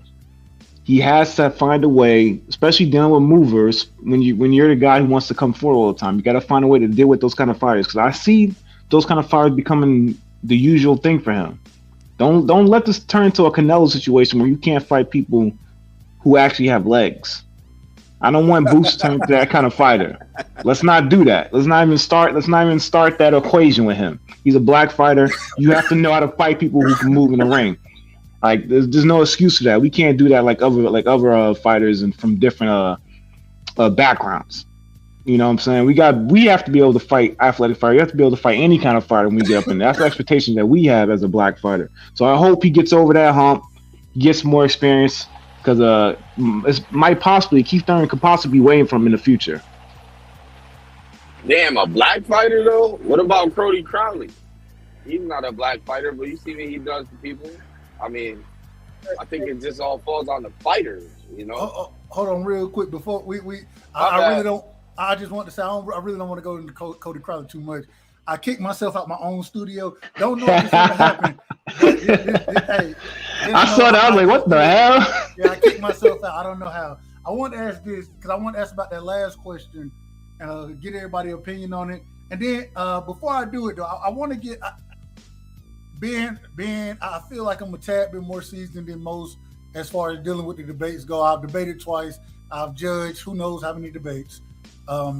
One thing I want people to be or understand, and Green specifically to you since you were the one debating, but I look forward to seeing my brother John Norrie and JD in debates. You know what I'm saying? Because they bring fantastic knowledge just like you do. These are the things that I want people to realize and remember when you're debating. Energy. I thought you came across at times lackluster in the debate. I thought that although you were making decent points, you gotta paint it as a picture and a story and have emotion behind it. And I'll be honest with you, there are times where just because somebody grabs my attention, it makes me want to listen that much more. Versus I watched and shout out to manager Marty and I can't remember the brother he was debating, but it was one of the most monotone debates I've ever been a part of. And regardless of the points that were being made, because it's just, so one thing that if you ever notice, when we get on here and talk to each other, we're not monotone at all. You know what I'm saying? You gotta talk. That's facts. Or you gotta debate like you're talking, like you're speaking, because when you go into just strictly debate mode and you start talking like this, and then we gotta go and I'm gonna just watch the numbers in my chat. They're gonna be like, all right, we're not listening to this.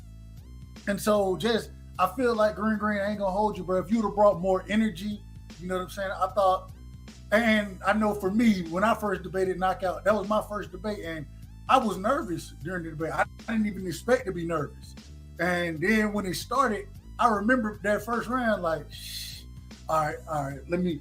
I was way too into my head, and then the second round, I kind of got relaxed, and I was like, okay, now I kind of can feel it. Then I went and debated the second time against the boxing scientist or the boxing doctor, one of them, either the scientist or the doctor. I can't remember which one it is. But you know what I'm saying? I beat him at the same time. I had a whole different mentality and energy when I came into it. So just remember, when you go into that debate, act like you're talking to me. Bring that same energy when you're ready to argue, and you know I'm gonna say some crazy shit. You got to bring that type of energy. You know what I'm saying? And I feel like if you could have did that tonight, it would have been that much more persuasive. Although I still got to say, your points, you kind of took me around the block at certain moments in time. But I wanted to ask you, man, last question was, is Bud Crawford overrated? I think Knockout picked that question. Man, what were you trying to do? What were you going with that one, Green? Talk to me. I mean, we know. I mean, like I said before, man, I'm gonna be consistent, man. I mean, you know, I just want to point out some facts, and you know, in contrast to his accolades and you know whatever the case may be, because like I said, it's not. Like for me when it's debating, like I know you saying like you want somebody like what you saying you look for animation. Like I'm not an animated guy, you know, per se for that platform. You feel what I'm saying? Because you get 10 minutes and it's silence. You feel what I'm saying? So you don't got anybody interrupt you. You don't have anybody you gotta go over their voice. You feel what I'm saying? You just you know because the people that you're trying to sway is the people that's sitting there, you know, listening. So from my perspective, I want to sit there and listen to me. So when Knockout presented that, you know, question, I'm like, yeah, I mean that's easy. Like, I mean, he has a plethora of reasons why he's not overrated. You feel what I'm saying? Now, if you want to go into the degree of difficulty, you feel what I'm saying?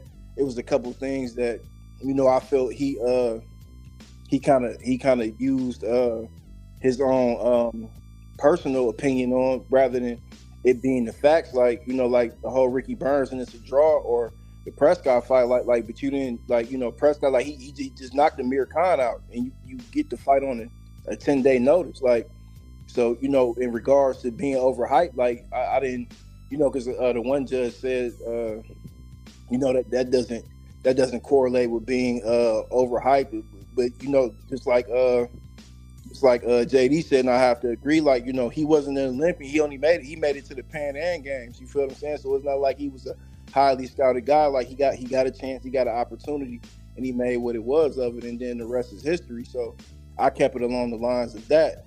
You feel what I'm saying? In regards to him picking that question. You know what I mean? So that's pretty much it. I ain't mad at it. I ain't mad at what you were thinking to go and where you were going there. Man, JD. Or actually, we're going to John Noy first, then to JD in this situation, and we'll spin the ball. Oh goddamn! Why? All right. No, I can't do, bro. I can't do last time, so I gotta, you know. So I give you grace. You wanted this time, JD? Nah, you really want? I see it right now. That's when you know you're family right there. That's when you know. I'm serious. You want? I'll let you go, man. Stay for last, bro. It's all good. I ain't worried about it. Right. Thank you, right side.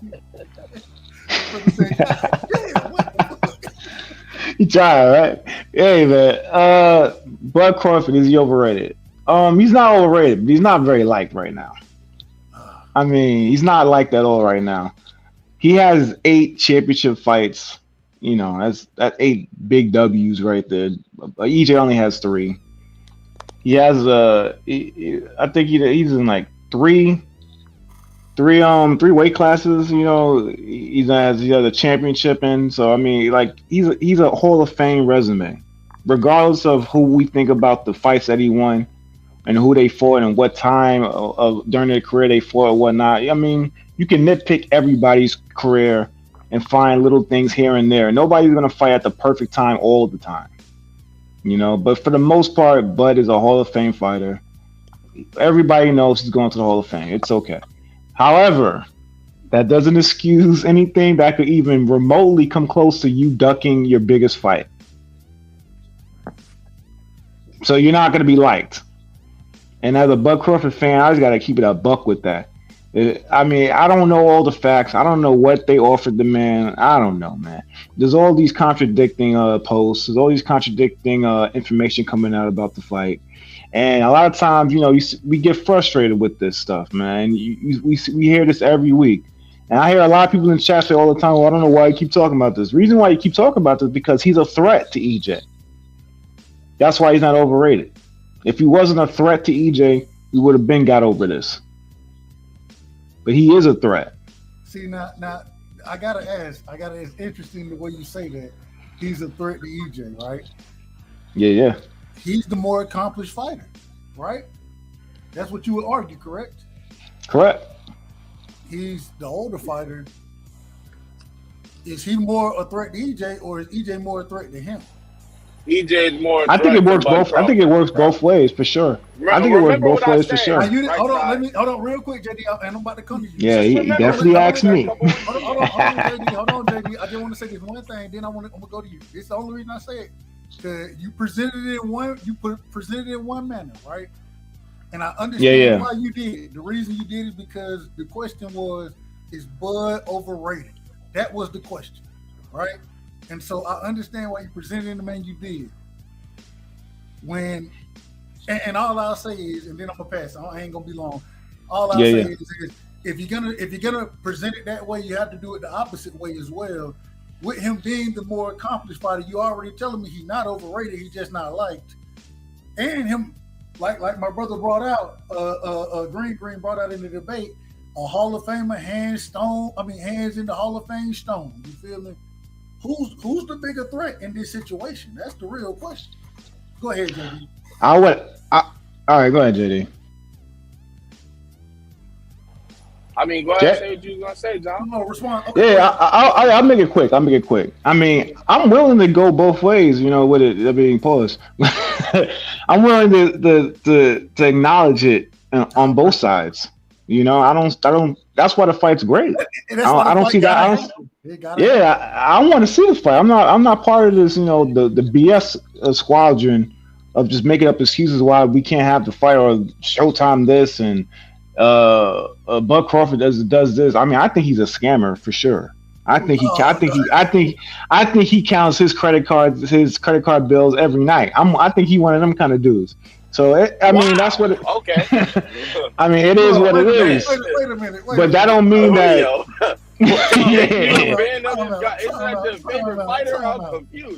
No, but that don't mean that I don't think he's money. But he's money. Like that, bro. Hey, he's way richer than me. And all I'm saying is, he's money in the ring though, and I still got him if they do fight because I feel like what he got for EJ. Definitely has EJ a little concerned, and if he wasn't concerned, there wouldn't be all this negotiation. But go ahead, JD. All right, Mr. Bud, I'll let you go, Mr. Bud. All right. Now, right side. And after this, we gotta go to green. Now we gotta get my brother back in here. For sure. Now, right side. You remember what I said a couple of weeks ago, right? Do you remember? I mean, you said we done talked a lot, so point me in a direction, brother. Point me in a direction. The key point. It rhymes with otter, and it rhymes with the leaf time. Father Time is undefeated. So, with that being said, at this point, it's going to come to a point which we see right now with the whole Roca situation. Because if I'm not mistaken, ducks eat roaches, right? That's neither here or there. We see it right now. Father Time is undefeated. Terence Crawford wants easier fights, and we can see it. Man. It's the truth. He walked away from negotiations. He walked away from what you guys said he was chasing, which was greatness. And I there's no way around that, right? Now I'll get back to the subject matter here, right? Is Terence Crawford overrated? It's like I'm on the fence with this response because he leaves me no room to defend him. Like, he's a phenomenal fighter. in that sense, is he overrated in terms of his skill set? Because this question is so subjective. There's so many different ways you can spin it. So, is he overrated? I wouldn't say he's overrated in the sense that he's not skillful enough to dispatch the guys that he gets in the ring with, right? But I will say he's overrated in the fact that because he's dispatching these guys in such a unequivocal manner, it's like it is deemed overrated because he's fighting nobody. So in that respect, yes, he is overrated because these guys that he's fighting, they're not of note. They're past their prime. They're around the same age as him. Not all of their faculties are in order. They are not prior world champions, some of them. Only 2 of them were out of the 9 that he's faced. Avenesian wasn't a champion. Mean Machine wasn't a champion. Right? When was Jose Benavidez as a champion? You know? It's not guys of note in this division, the glamour division. I'm not talking about 140. So hold on. Is the brother overrated? Yes or no? If you gotta say I'm on the fence. That was the first thing I was gonna ask when you finished. You gotta answer. Hold on, brother. Hold on. Listen. I got you. I understand. You feel me? I'm a Bud Crawford fan. I'm a fan of Bud. Bud do fucked up shit. I love watching Bud as a fighter. Outside the ring, I question sometimes. It is what it is. This is my thing. To get you guys. I'm just trying to get you guys to understand. This is the question. This is the question for you. This is the question for you. All right. It's a yes or no question, okay? So it's only 2 possible answers, yes or no. Is Bud an overrated fighter? It's sad to say yes. And come on, man. And after saying all of what I just said, there it is. He's overrated. Look at who the fuck he's fighting. And when he had the chance to fight somebody of note that collected all these scouts, what did he do? Man, it's hard. What did he do? It's so it's so sad. If you would have asked me this question, Matt, hold on real quick. Let's go to Green. Yeah, you heard what the people are saying right now. Yeah. What's your thoughts, brother? Bring Cook, Green, cook. I mean, you know, just like I said, man, you know, like when I look at it, I try and bring more of the facts. I don't want to be overly biased because I'm definitely a Bud fan. I actually think he's one of the best boxers. Hold on, real quick, brother. Hold on, real quick. Jerome King, show your face, brother, real quick. You don't have to keep your camera on. I don't remember. You might have been up there, I believe. All right, you good, brother. You can turn your camera. You good, brother. All right. Go ahead, Green. Then we're gonna bring my brother Jerome King in the building, man. Salute to you, Jerome. Yeah, so when I'm debating it and, you know, and bringing the points up, I don't want to be like overly biased and just be like, because I understand what arena I was in. You feel what I'm saying? Like me going there being overly biased, you know, that's not gonna I don't think it was gonna be effective. But, you know, I'm in regards to that debate, you know, when after the first round, one of the judges is criticizing another judge because he gave me the round, like you kind of like, you know, you basically like, you know, in survival mode, so to speak. You know what I mean? But I mean, far as fighting ability, like I said, the degree of difficulty, because this is the thing that I always say. So if all the best welterweights is on PBC, then how come they all only fought each other once? Because if you look at it, okay, we got Thurman, we got Danny Garcia, we got Sean Porter, we got Errol Spence. All these guys only shared the ring with each other one time. So if these are the only welterweights that matter, how come they aren't fighting each other? And, you know, that was another point I was going to use bringing up, you know, in regards to the, you know, when I said Spence was overhyped, but like I say, I just wanted to cover a lot of different points with a different perspective. You feel what I'm saying? Rather than just always putting them in context with Bud, because like I said, at the end of the day, both of these fighters will still have a career after they fight each other. If they fight each other, whatever the case may be, they will still be a part of eventful fights that, you know, real boxing fans will be able to talk about, from to the end of time. So it's like, me personally, I think Bud Crawford is one of the best,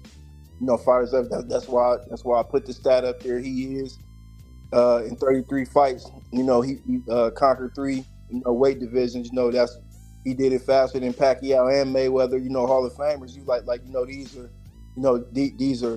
These are Hall of Fame stats. You feel what I'm saying? He has stopped every opponent that he's been in the ring with since the Obama administration. So, when KO was saying, like, he predictable. So if he predictable, then how come somebody ain't got him up out of there? Yeah, if you know exactly what he's gonna do precisely at what given point in time in the round, then that's the guy that should be easy to beat. And he's older than everybody. So that's my take on it. Yeah, man.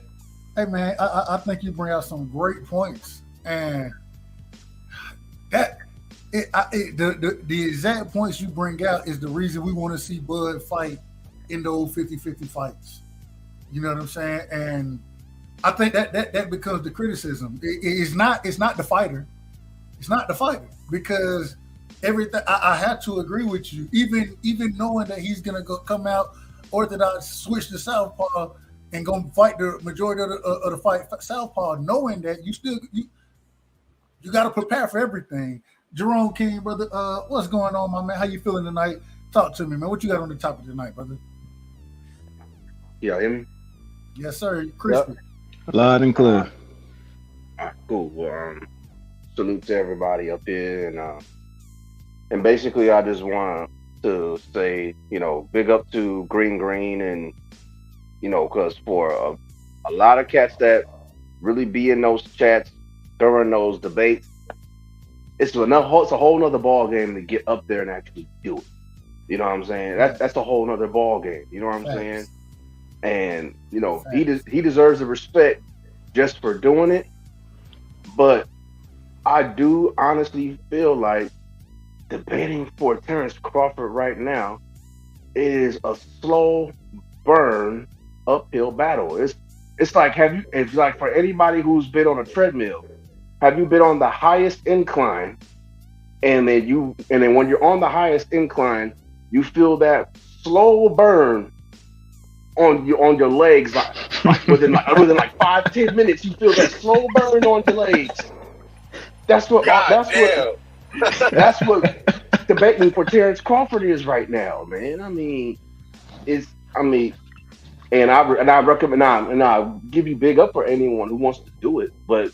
Yeah, I'm gonna spend the block on that one. I'm gonna go in. I'm gonna go in that burning building. That's just how I'm built. You know what, Green? I feel that, bro. I feel that, man. Like all jokes aside, like I know we talk a lot of shit to each other, but I have newfound respect for you, bro. Like that shit. Like I said, we disagree on points, but I respect your opinion though, because you always break it down from your perspective. You know what I mean? You like that's all. That's all. And I don't mean anything. You don't say stuff out of emotion. You know what I'm saying? You can be biased to a point and not be overly emotional with it. You feel like if you can understand what I'm saying, it's a difference. You feel what I'm saying? Like, okay, yeah. like I feel strongly about this, but I'm not so invested in my emotions that I can't that I'm speaking on it without any logic being attached to it. You feel what I'm saying? Yeah, that shit's not. I'm telling you, like, there's a lot of people KO call out, BFTD call out, everything boxing call out, and these motherfuckers, they talk a good game on that. They won't even click the link though. That's the thing. Like, I got respect for you. And real quick, JD, and like you just said, they won't click the link. They'll talk in the chat. They won't click the link, but you're willing to get in your own. Oh, you standing on your square for 10 minutes at a time per topic, 30 minutes, really 45 minutes. You feel me? Of your time standing on your square. It takes you gotta be. It's tough. It's tougher than it looks. And when you in that hot seat, bro, it's like, okay, I gotta get going. Sometimes you I don't know, bro. No, anybody, Doug, I would wish for anybody to do it. I would wish for anybody to do it. That experience. You're right, though, because after that first round, and you feel like the judge is against you, another nigga, they be like, shit, I'm about to click off. Like, dog, nigga, I'm about to stand in front of this shit. I gotta stand there. Look, hold on, it's crazy. I gotta stand in front of this shit. You feel me? Like, so man. Look, this full court press. When we first started the debate, bro, you know, we only had the chat. There weren't judges. The chat judge, right? Yeah. So my first round with knockout, I lost like, I don't know, this shit was like 75-25 or something, bro. It was bad, right? And I was like, bro, I felt like that was a good ass round for me. I came with statistics. Okay, all right. So then the second round, right? The second round, I was like, I know I got him here. I remember the topic and everything. And so we get into the topic, and I use his own words against him. You know what I'm saying? It was basically who really want to smoke, Devin Haney or Tank Davis. And I was like, Knockout Boxing 86 himself said it. And Knockout, that's my brother. He said if everybody had Devin Haney mentality, we would get the fights we want to see. If Tank wanted to smoke, he would have said if everybody had. That's a good one.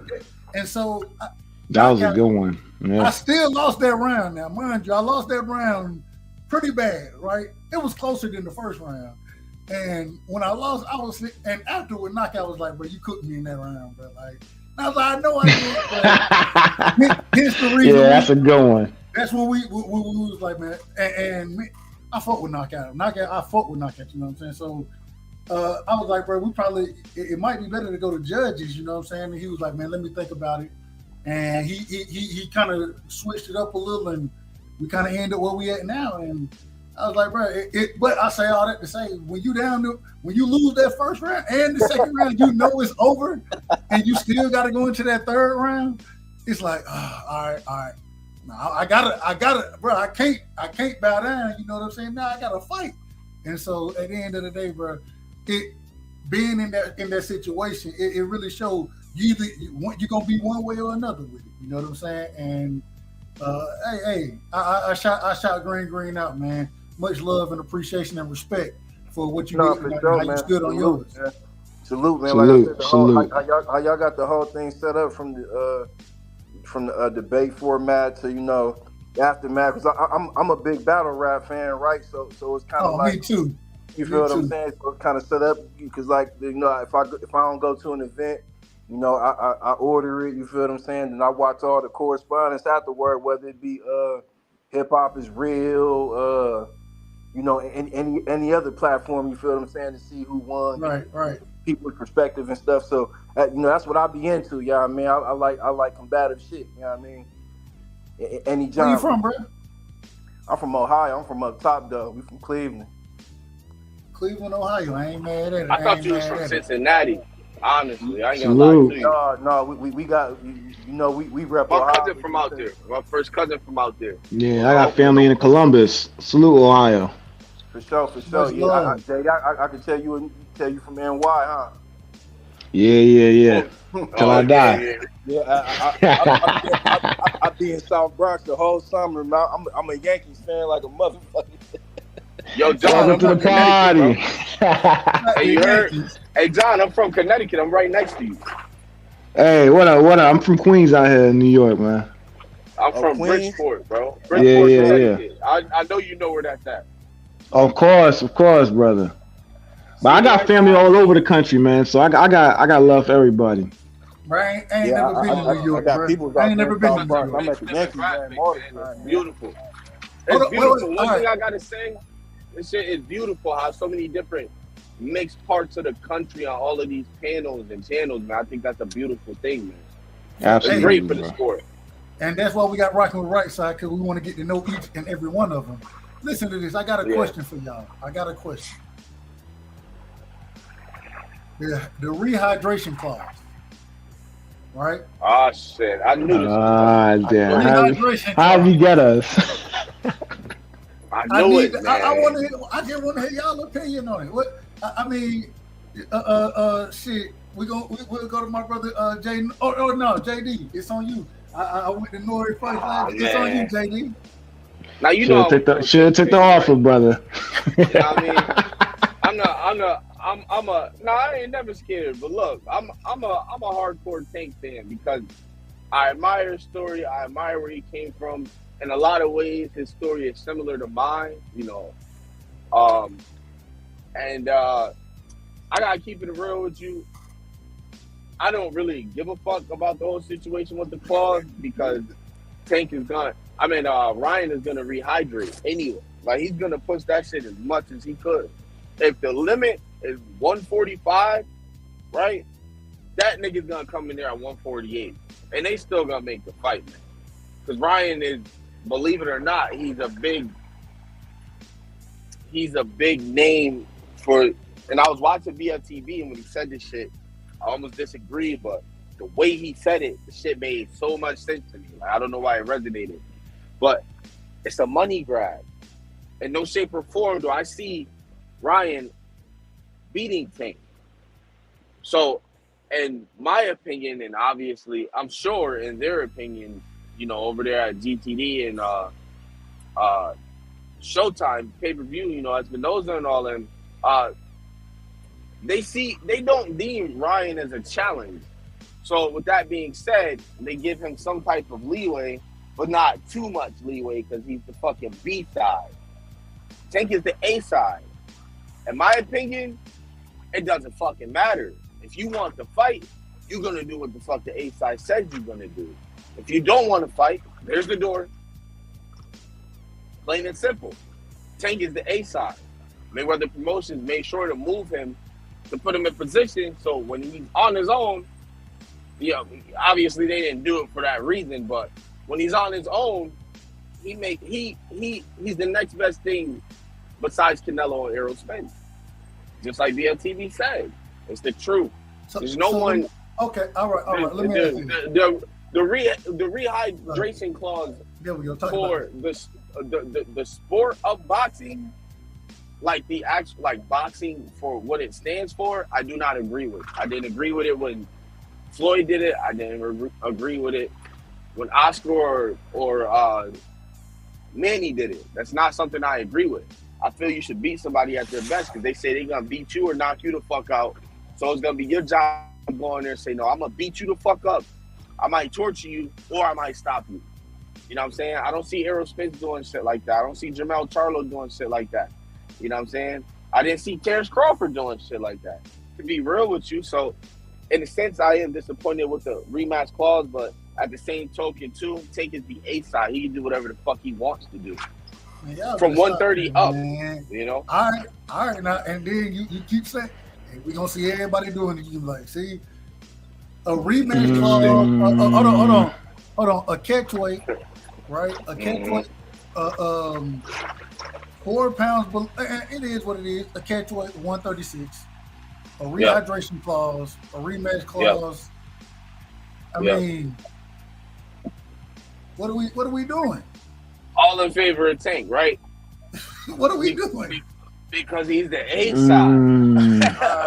At that point, it's like, what do you know, if Ryan is saying he wants to fight, we saw the pressure today. It didn't look to me like that nigga wanted to fight. It looked to me like he about to cash out. And he can do the best he can to, look like the guy come fight night. But when that real shit set in, it's the same thing with Devin Haney. He didn't even want to step in the ring with him. He didn't want to step in the ring with JoJo or Linares. They barely got Javier Fortuna in there. They call Javier Fortuna with his pants down on some real shit. They'll be keeping it a buck. Because when Javier Fortuna was ready to fight, that nigga Ryan said, I got anxiety.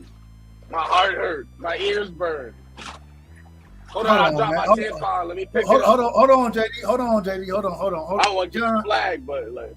No, you good, brother. Hold on. John, man, talk to me, man. What you got on this, brother? What is the rehydration clause? Is that a good thing for the sport of boxing? Is Tank looking for advantages? I mean, what's going on here? I'm gonna do it. I'm gonna tell the truth. That's some fucked up shit, bro. That's some fucked up shit. You gonna hit the pretty boy with the rehydration clause? How did this happen? I thought he was just gonna do just the 136. I was like, okay, because you're not a 140 pounder. If you're a 135 pounder, I'll give you some leeway. You get 1 pound. I feel like, all right, cool. If you can make 136 and you actually signed for the fight, okay, fine. That's on you. To find out that he had a rehydration clause? You not no old man like Floyd fighting Canelo? You in your prime. I don't know what to say to that. I don't know what to say to that. You have 2 fights in your prime. You giving one a rehydration clause? Rehydration is what you need right now. Yo, not to jump in real quick, but right side. Another thing that I thought about too with the that's kind of crazy. It's because John is right, but one thing that made me think is, what if Ryan is actually juicing? With a rehydration clause, make it much harder. Hold on, wait a minute. Right? I ain't got no proof of that. I'm not going. I'm saying though, that could be the. Hold on. It's too early to disassociate, my brother. That's it. Hold on, JD. I'm good. Hold on, I got you. JD, I got you. All I'm saying, I'm just saying, I'm not trying to put no. I'm not saying nobody doing nothing without no type of proof. Because even when we have proof, they got people that come out and say nothing happened, aka Conor Benn, Canelo Alvarez. We've seen it multiple times, so it's hard for me to put a jacket on anybody in the sport of boxing. When people have been caught, all I'm saying is that's true. If the brother get caught, then we can say that. But until that happens, let's not even speculate on it. Let's just give him the benefit of the doubt that until further proof, anything come out there. If not, we're gonna have to say that about everybody. And I don't think it's gonna matter. We can't give anyway, credit man. to anybody. And when you know what, here's another thing. When Ryan said that shit, and you look to the left, and you see Tank's team and how they reacted to him exposing that, them faces told a lot of different stories, man. Seeing them faces when he said that, seeing their reactions, their natural reactions to hearing that out in the public, they didn't look too confident when that was out exposed that he put a rehydration clause in somebody that's a money grab supposedly. I'm kind of disappointed in Tank, man. And I know it's not really up to his people that be running his business. It's up to his handlers to make these contracts. Real quick, John. But damn, dog. Real quick, damn. John, hey Jay, show your picture real quick, brother. Put your picture on for a quick second. You ain't gotta leave it on, Jay, but let me see who you are before you jump up. All right, he left. He wasn't trying to do none of that. Not you, JD. That was me, bro. I don't know what happened, but that was you had another account you were trying to log in on? Nah, it was the same one, but the shit started tripping. So she said JS. Yeah, that shit bugging. JS, well, hell nah, man. But I'll fix it at some point. Y'all keep teasing Cook. My fault. Yeah. I mean, I'll end on this, then JD can cook, man. No, we gotta go to Jerome, then we're going to Green. Yeah, Jerome, go ahead. Go ahead, Jerome. Cook. Goes off of Green too, you know. Well, yeah. As far as my perspective on the rehydration clause, I kind of like to put it in the perspective of laugh now, cry later, kind of in a sense, because you can laugh now when you get the contract and you happy and you good that you get in the fight, but you can't cry later now that you signed the contract. You knew what you were signing up for. You know what I'm saying? You just can't. You know what I'm saying? You can't be like, oh, well, the only way the fight was going to happen is if I did this. Well, I mean, you had the option to work out those kinks that you really didn't necessarily like before signing the contract. Or you could just say, nope, I'm not gonna do this. I'm not gonna take the fight. You know what I'm saying? So you can't laugh now and then cry later That's how I feel about it, man. Like either you want the fight, you're gonna take the terms and be cool with it. But then when you take the terms, you can't turn around and be like, "Oh, this is the only way this fight is gonna happen." Oh, now yeah, they know what I'm talking about, and I had to do this to do that. Like, no, that ain't gonna fly with me. You do what you were signing up for. You can't cry later. That's my thing.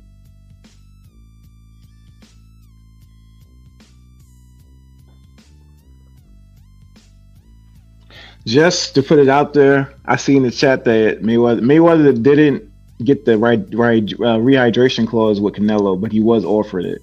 Canelo turned it down. Just to put that out. Yeah, that's a fact. Yeah, I'm glad you looked that up too. Something, I give Ryan credit for him taking the fight, but at the same time too, to Jerome's point, once it's signed and sealed, you can't complain, because that just looks like you're looking for excuses, but then also leads into us believing that you don't believe in your skill enough. Rehydration clause or not, rematch clause or not, you don't believe in yourself enough that you think without all of these things, you have a chance of beating teams. Which, to your point, right side is just I'm one-sided, but then I'm not with this shit. Like, it don't really matter because Tank is the A side, but then it does matter because if Tank stop Ryan, which I think he's gonna do, there'll be all these fucking excuses about this shit. And to Knockout's point, we don't want excuses as the fans, do we? Man, but this is my thing right here. My thing is this: the excuses. What's the point of trying to? Just y'all let me know. What's the point of trying to gain an advantage in this situation? When Ryan wants to fight at 140, you want to fight at 35, and you the A side, so y'all fight at 36, 1 pound. Okay. Well, now we're gonna also put the rematch clause in there. For what? You should win the fight. You the A side. You already making a man fight. Okay, cool. Now we're gonna make sure he can't. I mean, why are we trying to gain so many advantages? I think that was a scare tactic. Let me ask it this way: does that sound like them trying to gain advantages? Yeah, I think it's a mental game.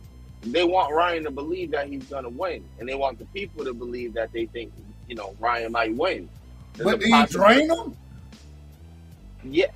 Wait, say that again. We can't run around this point, man. They're draining him, man. What are we talking? No, that's all they're doing. Come on, man. Wait. We talking about the rematch clause, right? We talking about the rehydration clause. No. I put everything in there together just to say that, that too. Overall, he's trying to gain an advantage in the situation. And okay, he's the A side. I got it. But at the same time, how much of an advantage do you want? You want to? I mean, seriously. I mean, this is boxing. I mean, if we being technical, if Ryan we being true to the sport of boxing. Right, yeah, let's we get he the A side, but let's keep it a buck.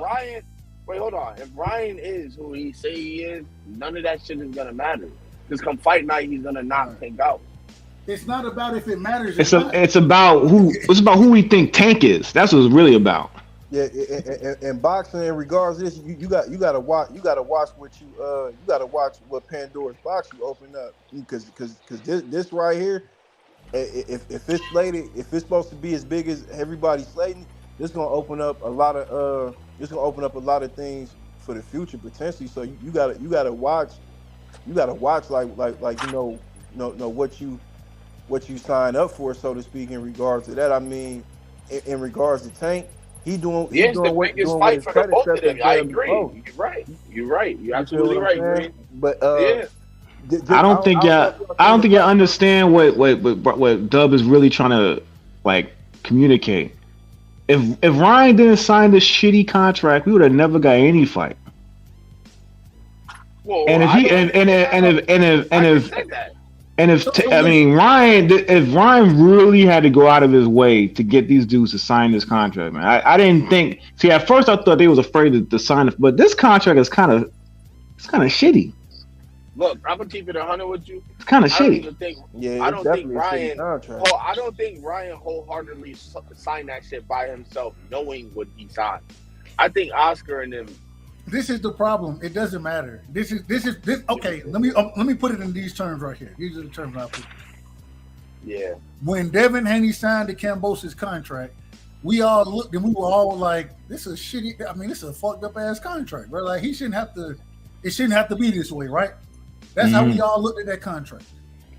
This is the same way I look at this contract. It's not as egregious, but it's pretty similar because. If they would have tried to have Devin, and the difference is in this situation, Devin being a champion has some leeway to work with. Where Ryan isn't a champion, I mean, so I kind of understand. Tank ain't really a champion either, so I can't say that. But Tank is inside. Regular guy has been around long. But at the same time, Reggie. I say all that to say this. Let me wrap it. I say all that to say this. We didn't think Devin should have had to take such a shitty contract. I think the same thing about this one. I think it's an egregious contract in Tank's favor. I understand he's the A side, but I mean, damn, how many advantages do you want to go fight? But again, right side, it goes back to what I said. If Ryan is who he believes, what his fan believes. Just like what Devin, it's funny how you said that because at the same token too, with Devin, the contract that he signed didn't matter at that point because he beat the shit out of Kambosos 2 times and it was convincing both times. There was no room for a dispute. Devin pitched the shutout and beat the shit out of that dude twice in his country. You understand what I'm saying? So while I think it is egregious, you're absolutely right. I'm not arguing that fact. The contract is fucked up. Absolutely true. But if Ryan can go in there and seal the deal, then it doesn't matter. But that's not what it's about. This is the thing. And I agree with you. I agree with your points. The problem is I'm talking about regardless of what happens in the fight, I'm talking about how the fight is being made. And so, I agree with you, but at the end of the day, that's how they are thinking. That's what I'm getting at. That's how they're thinking. That's how. But if Kambosos, but this other way you got to look at it. If Kambosos can do it, Tank can too. Yeah, at that point you're the A side. It doesn't matter if you have one of two things: all the gold or all the glory. Then anything your opponent has to say doesn't matter. You know, but then it's a whole lot. This is why I say it's a tactic, because now all of that pressure, not only is it a fucked up contract, but Ryan probably over there thinking, man, fuck that contract. If I go in there and pull this shit off, imagine if I pull this off. So it's a mind game too. Hold on, it's a fucked up contract and a mind game. Let me go to my brother Green man. Break it down, man. What do you see? Break the contract down, the rehydration clause. Does this affect the sport of boxing? The A side. Shit, they had that much power, man. Break it all down. We talking about all of it tonight. I'm gonna keep it a buck because I'm a Tank fan. You know what I mean? That's cool. I ain't got a problem with that. But we just gonna keep it at base. They do that to catch the opponent slipping. You feel what I'm saying? And like I said, I don't know if you've seen the press conference, but even Joe Goosen, he was like, Ryan really a welterweight campaigning. You know, in the light welterweight division. You feel what I'm saying? So you do that to try and catch your opponent slipping and make sure they on their toes. But in another sense, I could see Tank with Tank having that type of rehydration and stipulations. It can't be a tough fight at all. Like if you got him in there, he already the naturally bigger guy, and he weight drained. It can't be competitive. Like he has to go in there. He either got to pitch a shutout or he got to get him up out of there. Like, it can't be no close fight where it's debatable or whatever the case may be. But, you know, just like you said, in regards to, you know, his team and who represent Ryan or whatever the case may be, I don't know any team with Oscar De La Hoya and Bernard Hopkins that's gonna let nothing like that go on, unless they just in with it for the money grab too, which I get it because, they probably put a lot into it. You feel what I'm saying? Just going back and forth at the time, they're like, fuck it, we didn't came this far, like we can't turn back. You feel what I'm saying? Because Tank might have to go. You might have to pay his debt to society depending on how that situation go. So it's basically not, if we don't get him now, like it's a big possibility we don't get him later. So I said that in regards to, because I don't want this to be a thing when Devin Haney and Tank decide to share the ring, if they do, like, because Devin he's a big welterweight. So it's like, damn, like, when you seen that second weigh in, like, he was looking real dry against Kambosos, but he still got the job done. But Tank a whole nother different animal if he want to get in there and compete against him. You feel what I'm saying? Devin was looking like straight bones. Well, I said, and this is my last point right here, because like I said, I coach boxing too, right? So okay. when they made the fight, when they ordered the fight between Pitbull Cruz and Shakur Stevenson, and they was like, Pitbull dad said he don't want to take the fight. So I'm like, man, I ain't gonna lie, man. Like, if that's my son, I'm not letting them get in there with Shakur either, because despite Shakur would have pitched the shutout on. Yeah, but it's not even that. Like, Pitbull Cruz, like he's really a small lightweight. Like when Shakur rehydrated, I don't know if y'all seen Shakur against Valdez. He's like a middleweight. That nigga's big as shit. Like, nigga, I'm not about to put my friend in there with this nigga. He's middleweight. It's crazy. His dimensions, like, and this is what I was saying about that whole mind game shit. Hold on, Jay. Hold on, Jay. We got to I gotta let Jerome. I gotta let him cook, bro. I gotta let him cook. Cooking though, bro. How can you not interject? This nigga be cooking, bro. I gotta let everybody get their points on, bro. I gotta let everybody get their points on, man. Jerome, man, what you got on there, bro? Well, I can't say that is necessarily a one-up or something like that, because if you look at boxing as a whole, and you look at a lot of fighters in the past, a lot of A-side fighters had one-way rematch clause. Floyd Mayweather did it majority of his for the later part of his career against B-side fighters. Hell, Mike Tyson used to do it. A lot of fighters that we don't know had one-way rematch clauses when they were the A-side. So that portion of it is not necessarily a leg up. That's just the business. You know what I'm saying? Now, as far as him having the rehydration clause, now, I don't know if it's like 10 pounds or 5 pounds, whatever the case may be. But the thing is, because they're gonna do that weigh-in for the rehydration clause. If they do the same day weigh-in for the rehydration clause, Ryan's gonna have to do that early in that day. Once that's done, he can rehydrate back up to what he wants. So if he wants to put on another 10 pounds after he's did that same day weigh-in for the rehydration clause, he can put on another 10 pounds if he wants. So, but I mean, real quick, Jerome, this the thing. With somebody Ryan's size, right? With him being as big as he is, with him going down to something like 136, you know what I'm saying? Mm-hmm. Trying to make that weight, and then having to manage his rehydration. If you look at Devin, when he went to fight Kambosos, he looked like skin and bones at the weigh-in. Right. When he came back the next day, he rehydrated well.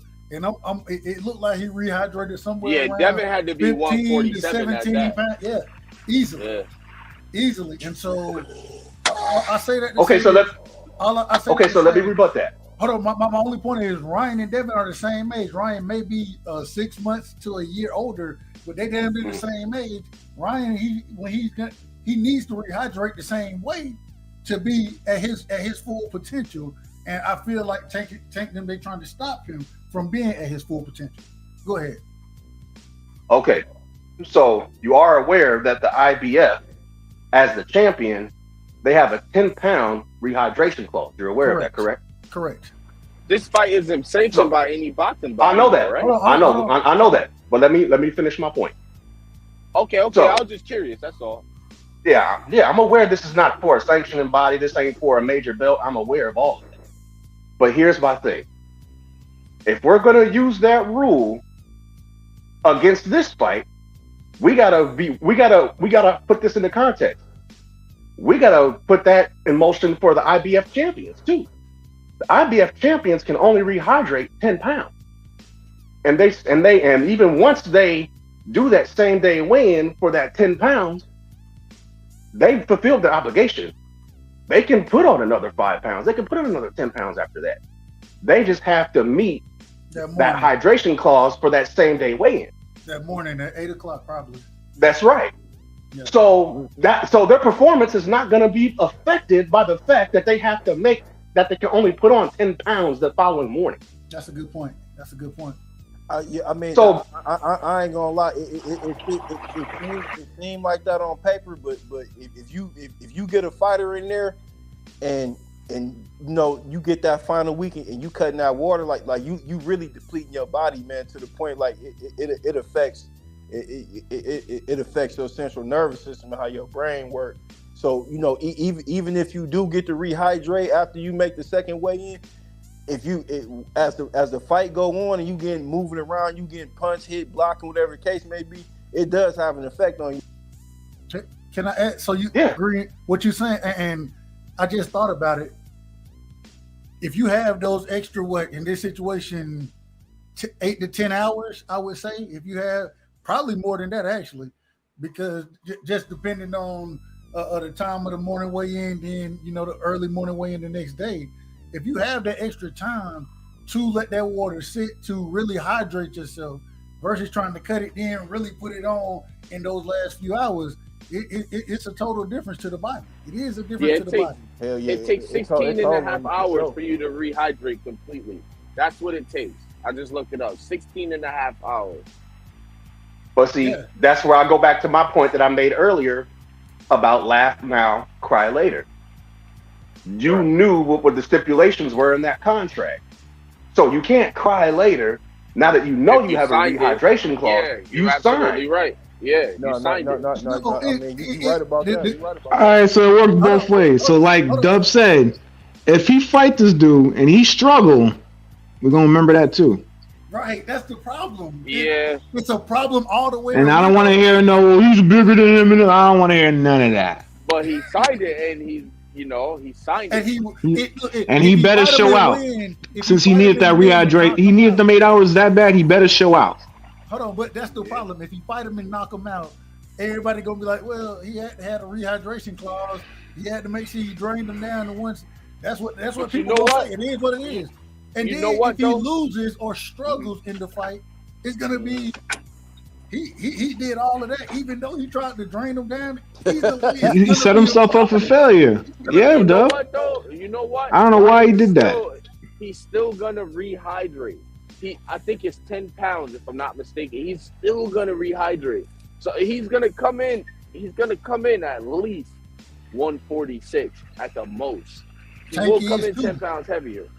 And Tank, I mean, well, I don't know how far Tank can rehydrate up. I mean, he's a small guy, and we've already seen no matter where he goes, his power is gonna carry heavier if he's heavier. So it might be an even fight. So he signed it, man. He signed it. I think, in my opinion, like I said, it was one of those mental things where you gotta fuck with somebody's mental integrity to get them off their game. I don't think, because Ryan, we see that his mental is not strong just based on the shit that he did. So look, JD, this leads to my next question for the panel. I'm gonna come to you first, JD, in this one. Mm-hmm. In this situation, right, is Tank setting the precedent, right? When he's the A side, you're expected to take certain things. And I want to give an example. The other two big fights we want to see Tank in is Shakur Devin, There we go. And both of those guys are You not going to specifically. agree to no. They're not agreeing to no 10-pound rehydration clause. They're not going to do it. Honestly, So does this set a precedent that's not the for question what yet. Tank is trying to do? Go ahead, my man. It pretty no, much you good. did. But go ahead, Jay.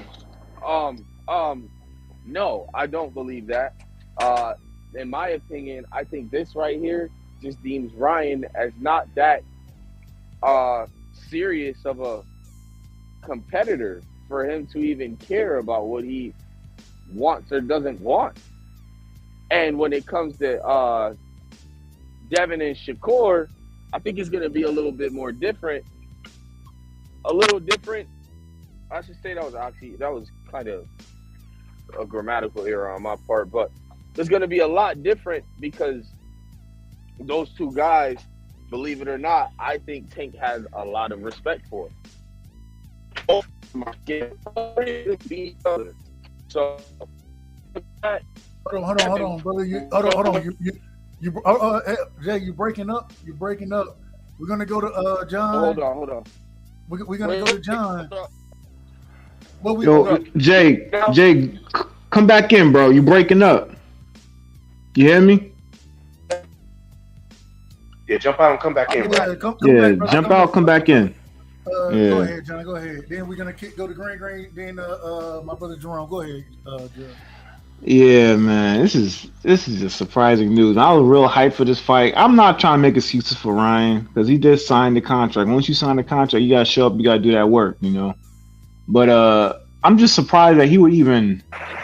I'm surprised that he would need it. He would need to even give that to him. You need a rehydration clause for Ryan Garcia, who has never had a big fight, who never fought anybody that's even close to you.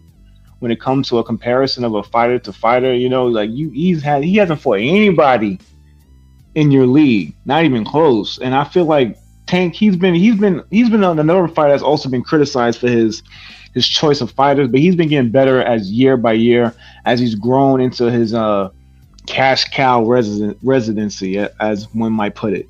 So I think he should be beyond this, man. He should really be beyond this. Like, come on. Like, how much advantage do you need? You're already the better fighter.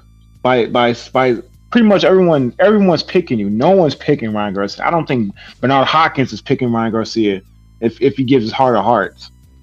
Nobody's picking this guy. And you know, like you have to make it somewhat like you're turning this into another one of your fights where we know Tank is gonna win. And this was supposed to be your 50-50 fight. You know, this is not like you're not the elder statesman who's fighting the young buck that's coming up, and you put in this work, and this is what I'm proud to do. You're 28. He's 24. What do you need a rehydration clause for? Man, make the damn fight at the weight and fight, man. Just make the fight. Yeah, just make the fight. The 136. I get that. That's why I feel like it should have stopped there. Right. And you get the rematch clause, and that's good. All right, anything extra, you're hedging your bets, in my opinion. Green, go ahead, brother. I mean, can y'all hear me? Yeah, we hear you. Oh, all right. Hey, but no, like that's what I was just saying earlier. You got to watch in boxing, man. You got to watch what Pandora's box you open because wasn't nobody paying attention when Jake Paul opponents was crying about the rehydration clause. He was throwing in there too. That's why the fight with him and Hassan Rodman Jr. didn't go through because he like, man, I can't squeeze down to that. Facts. You feel what I'm saying? So yeah. when you dictate terms, stuff like that, you got to pay attention to what everybody's signing up for. But with that said, though, just like the homie before said, Ryan 24, man, so he should be able to do it. But like I said, they do that to catch you slipping. But with Joe Goosen in his corner, they gonna have a counter for that. I trust and believe that, man. And everybody might have they pick, whatever the case may be. Of course, Tank is a better boxer, whatever the case may be. But Joe Goosen gonna give him an airtight game plan. If he go in there and follow it, he could at least be able to survive. And that's all I got. I want to real quick, and Green, I know you like you said, you in the gym and your thoughts. I speaking specifically on Joe Guzman, right? Mm-hmm. people I'm a critic of Ryan myself, but I have to give credit where credit is due. And I went back, I watched the Javier Fortuna fight multiple times. I saw a few things in that fight that it seemed like it was Guzman paying off. Him trying to, not necessarily doing a fantastic job, but I saw an attempt for him trying to keep his chin out the air. I saw him trying to work behind the jab. You know what I'm saying? I saw him using the straight right. I saw things that I saw him trying to bend his knees. You know what I'm saying? Not be as flat-footed. Was he great at it? No, he wasn't. But I did see attempts on improvement. And in my opinion, if you're starting to show those attempts early, as you continue to work on things, then it's only going to become more natural, right?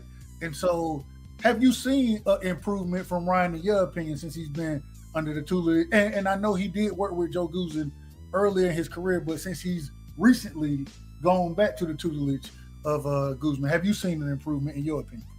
Yeah, definitely. Because just like he said earlier, in contrast to him being with Guzman and then Eddie Reynoso Jr., he gets more individual time. So he's got time to work on things and build on things. That Javier Fortuna fight, when he caught him with that shot, like it wasn't a normal Ryan shot where Ryan gives up his distance to give it. Like it was perfect. It was perfect to the point you damn near didn't even see it. It's like, damn, like was this shit fake? Like I had the screen recorded, slow it down, zoom in, and see like, damn, he really did catch him flash with that motherfucker. So I'm like, damn, man, like you can see the improvement. You can see him the way he was cutting off the ring, and not just. Green, you cut out, brother. You cut out, Green. Are you there? Can you hear me? Yeah, my bad. My phone went on that. Okay, you good, brother. You good. But yeah, if he can stick to the game plan that Joe Guzman gave him and use his size advantage and keep his range to where it's gonna make it difficult for Tank to come in there, he definitely got a shot. I ain't mad at it. Jerome, man, what you got on that, brother? Well, I definitely want to address the point about the negotiations as far as the differences between what he's doing with Ryan versus what he'll be doing with Annie and, of course, Shakur. Please. Him fighting Ryan Garcia, of course, that's not at a sanctioned weight. So he can throw little things in there being the A side. He could throw the rehydration clauses and things like that. But if he's going against Devin Haney, guess what he's not going to be able to do? He's not going to be able to throw in those rehydration clauses because of the simple fact it's being sanctioned by all four of the sanctioning bodies. So he's going to have to abide by their rules if he wants to compete for their belt. He's not going to be able to throw those little tangents in. So they're going to allow him to be able to, and both fighters, to be able to rehydrate to where they need to rehydrate. And the only one that would have had that stipulation is the IBF, of course, with the 10 pounds. But since Devin has all four belts, that's no longer going to be a factor anymore. He can rehydrate to what he wants. And same thing with Shakur. That's going to be a sanctioned fight too. Why? Because Tank Davis has the WBA regular. So he's going to have to he's going to have to abide by their rules as far as their rehydration clauses.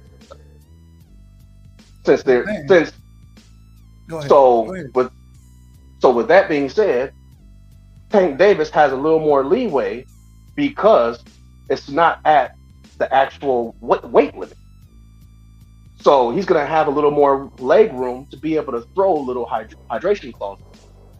And I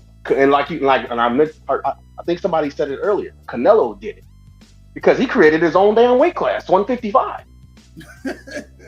the Canelo weight. Right. So he could throw it. He could throw those hydration clauses in there because it's not at a sanctioned weight. It's not in any of the weight classes. So because technically him fighting at 136, he's really fighting at 140. If you really think about it, because the limit for lightweight is 135. Beyond that, you're fighting at 140. So yes, even though it's a catch weight, we get that. But anything beyond 135 is technically 140. That's a fact. That's a fact. So he can throw those little tangents in there. He's not going to be able to do that with Devin. Why? Because he's competing for those belts.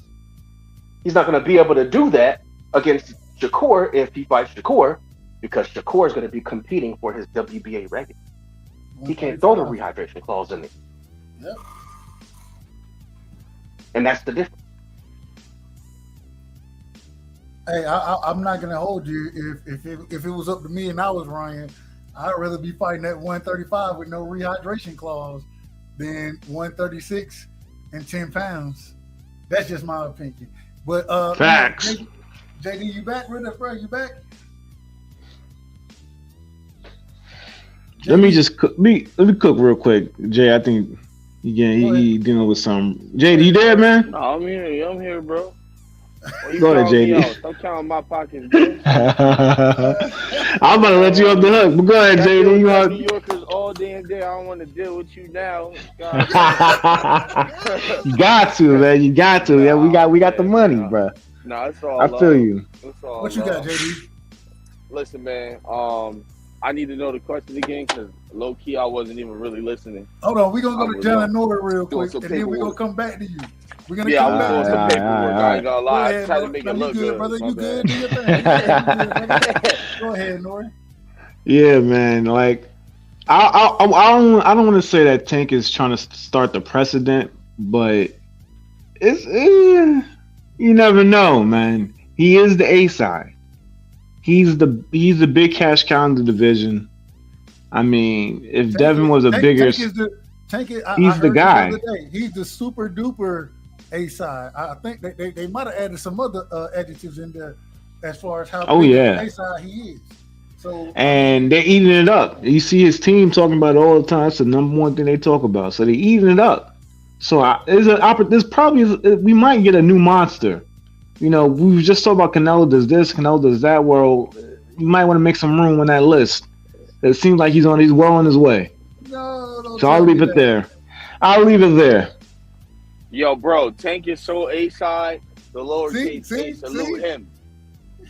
You see what I'm saying? we on our way, man. We on our way. Hopefully, we do get them Shakur and Devin fights, but I don't know if he's moving like this.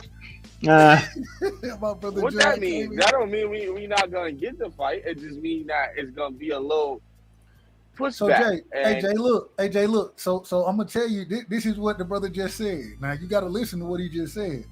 He just said now we might have to make room on the list of people who want to move how they want to move, right?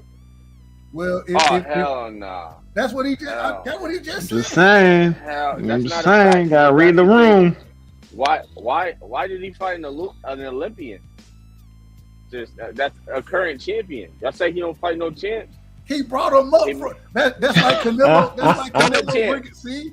Yeah, there you go. Here it goes. Hold on. Starting early. Jay, this is the problem. You falling right into the trap, brother. Don't do it. Don't fall into it. It ain't no trap. You just the Devin Haney. Starting early. Right? Both of y'all. No one's talking about him. Come on now. Don't do that. Don't do that. I get it. It's okay. Hold on. Wait a minute, brother. Ain't nobody say. Devin Haney. I'm about to get jumped by a bunch of Haney fans, man. That's crazy. We're KO and I need him, bro. Hold on. So now I need you. Now, Jay. I need you to answer a question now. Devin Haney. Y'all fucked it up. All right, go ahead. So the brother, you just brought the point out. You just brought it up. Okay. Though, like you said, Tank fought an Olympian, right? He brought the brother up from where? From 130. When Canelo used to bring fighters up, what did we say about Canelo?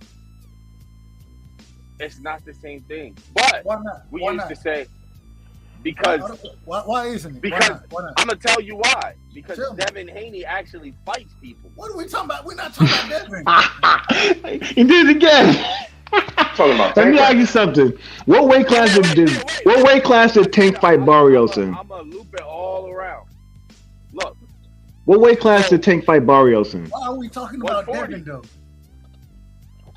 We talk about Devin because he's the undisputed champion. I just want to. I thought. Okay, I just want to make sure I remember that correctly. All right. No, I know that. See, that's the misconception. We think most Tank fans don't recognize what's actually going on in the division. Devin is the undisputed champ. Do I think he can beat Tank? No, that's a different conversation. I'm not negating that fact. We haven't brought that up. Right, but what I'm saying is most Tank fans, that's what they lead to. Oh, it don't matter because whenever they fight, Tank gonna knock Devin out anyway. Wait a minute. We're not talking about Dev. Hold on, let's start over. We're really not. Let me ask the question again. Because No. I know the question. I don't need. What's the question? Hold on. What is Jay? Jay? What is the question? Jay? Is Tank setting the precedent by moving the way he is? Correct. Question. There you go. Stick to the topic. Moving like Canelo. That's really the question. But go ahead. No. Okay. No, because Tank's competition is worth a note. Canelo, no matter what accolade that said wherever Tank brings them up from, there's still something. Canelo's bringing up guys that are nothing. Fucking John Ryder and Abney average eardrum, bro. Advil, hoodlum, heirloom, bro. We don't need to see that. Nobody needs to see that. The only person of note that Canelo fought in his recent years was a Caleb Plant, in my opinion. Right? Did he give Bivol a rehydration clause? Wait, hold up, because I'm not done. He couldn't give Bivol the rehydration clause.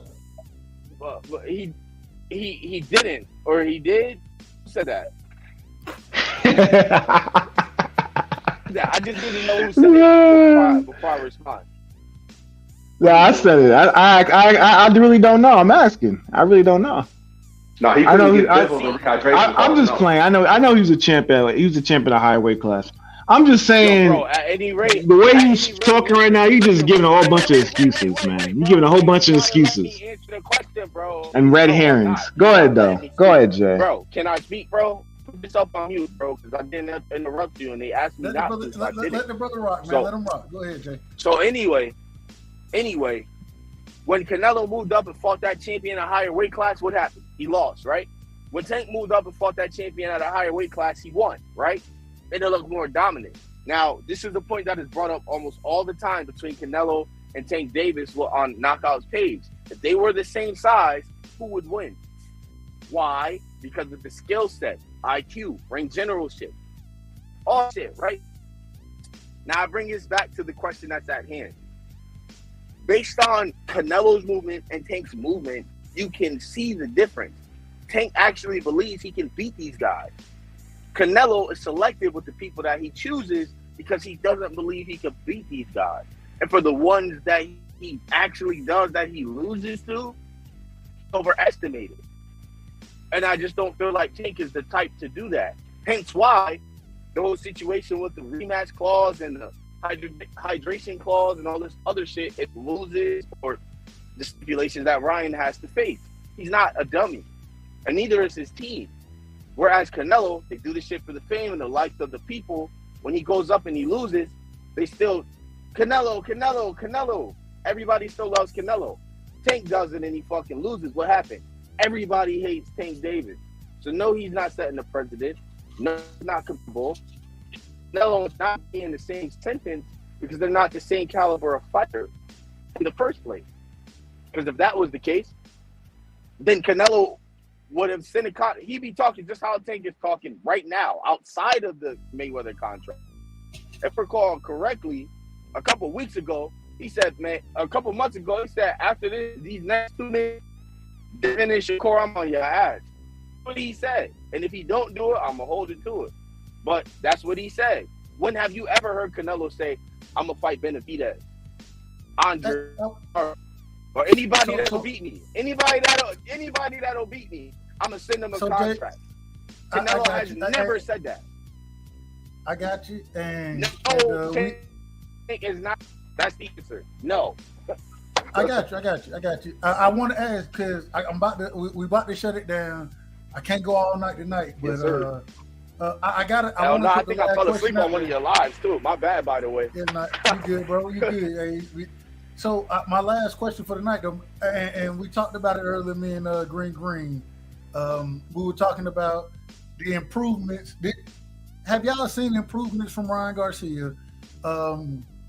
What percentage do y'all give him to win the fight?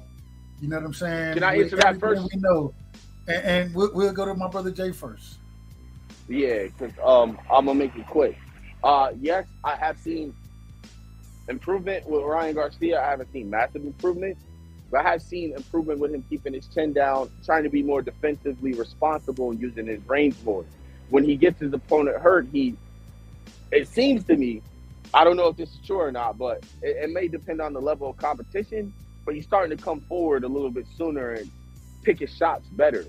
Now, when it comes to Tank is not Javier Fortuna or Emmanuel to go whatsoever. So the percentage that I have of him beating a Tank is probably 12%. And I'm being generous. Damn, 12? Did you say 12? 12%. 1-2. Because that's like what he might get knocked out with. So I was selective with that for a reason. You see, I'm clever, you know? So 12%. What is that, not? Excuse me. A ninth of a chance, possibly. A ninth of a chance. A ninth? Man, listen, man. Yeah, I think that's one ninth. Like ain't 12 1/9? I think that's 1/9. I'm close. I might not be perfect. But more like 1/16, bro. I was being generous. But he has 1/16 of a chance of beating Tank. In my humble opinion, respectfully, of course. No, I got you. I just don't think that 12% is 1/16. But that it is what it is. No, I'm saying less than 12%, but I'm being generous. 1/16 is less than 12%. But I'm I got you. I see what you're saying. By giving him 12%. I don't even think he has 12%, but for the sake of the fight, I'll give him 12%. I got you on it. That makes sense. My brother Jerome, man, what do you have? Same question. You seen improvements from Ryan? Also, what percentage do you give him to win the fight against Tank Davis? Well, I have seen some slight improvement. And one thing I will say is that he's gotten better with setting up his punches. I would say that he's gotten better with setting punches up, because before, like in his early years, he would just go straight for that left hook. Like he would go straight in, come in with that left hook, leave his head up high. Now he's using his jab a little more, and he's trying to set up punches, and he's throwing the right hand more too. So I'll say that. But is it going to be enough to beat Tank Davis? Oh, I'll say about 10% chance he wins. It's not going to be enough to be able to counteract the boxing skill of Tank Davis, because that's one thing we always leave out is Tank Davis's boxing. And, and I think that's going to be more than enough to get Ryan out of there, because in order for Ryan to win this, he's going to have to come out early and catch him early. If you don't catch him early, and me and my cousin were talking about this, I believe like last week, and I told him, because he said Ryan's going to beat him. I said, no, he's not. He's going to have to get him. If he does get him, he's going to have to hurt him early. And with his level of skill, I don't think he's going to be able to catch him early enough to be able to get him out of there by round 5. So that's what I think. I don't think he's going to be able to. He's going to be out of there by, I would say, by round 8, if it goes that far. Damn, round 8 with 10%. That's it. My brother Green, man, let me know. And we got my brother Ben Israel in the building. He's back. Give me 1 minute, Ben. Green, go ahead. Let me know. Same question to you. We've heard you talk about the improvements you've seen, so you ain't got to go there again. But, man, what percentage of this fight, or what percentage chance do you give Ryan to win this fight against Tank Davis? Man, honestly, I still, it's still a 50-50 fight, man. Now, and real quick, we done heard 12%. We done heard 10%. Respectful. 12% is respectful is possible, bro. Okay, all right, I got you. Hold on, brother. Hold on. I got you. We done heard 12% and 10%. And you saying it's a 50-50 fight? Yeah, 50-50 fight for sure. I break it down and why do you think this is a 50-50 Cook, fight? green, cook. Because for the simple fact is, you know, Tank ain't really been in there with the upper echelon of his division. You feel what I'm saying? So at base, it's okay. We got Tank being the better boxer, whatever the case may be. But in this regard, you can't coach the size and speed of Ryan Garcia because we let's just be honest here. Ryan Garcia could do something that he might not even expect to do and touch Tank, and it could change the fight. You know what I mean? I'm gonna just be honest because if you look at the way Ryan fight and the reads that he makes, sometimes he throw his left hook. You cut out green. Hold on. Boy, cooking. Hold on. Cooking. Jay, hold on, brother. Hold on. Let me. Yo, I didn't say nothing. I didn't say anything. My phone cut off.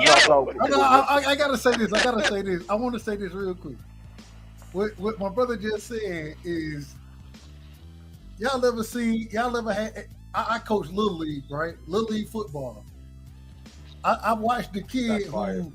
I watched the kid who I never thought. Well, I'm not gonna say never thought. I watched the kid do some shit that he didn't expect to do. I didn't expect him to do, and I'm sitting here like, God, I thought you had it in you, but I didn't. It just happened. You know what I'm saying? And when you say that, I look at Ryan Garcia that way to some degree.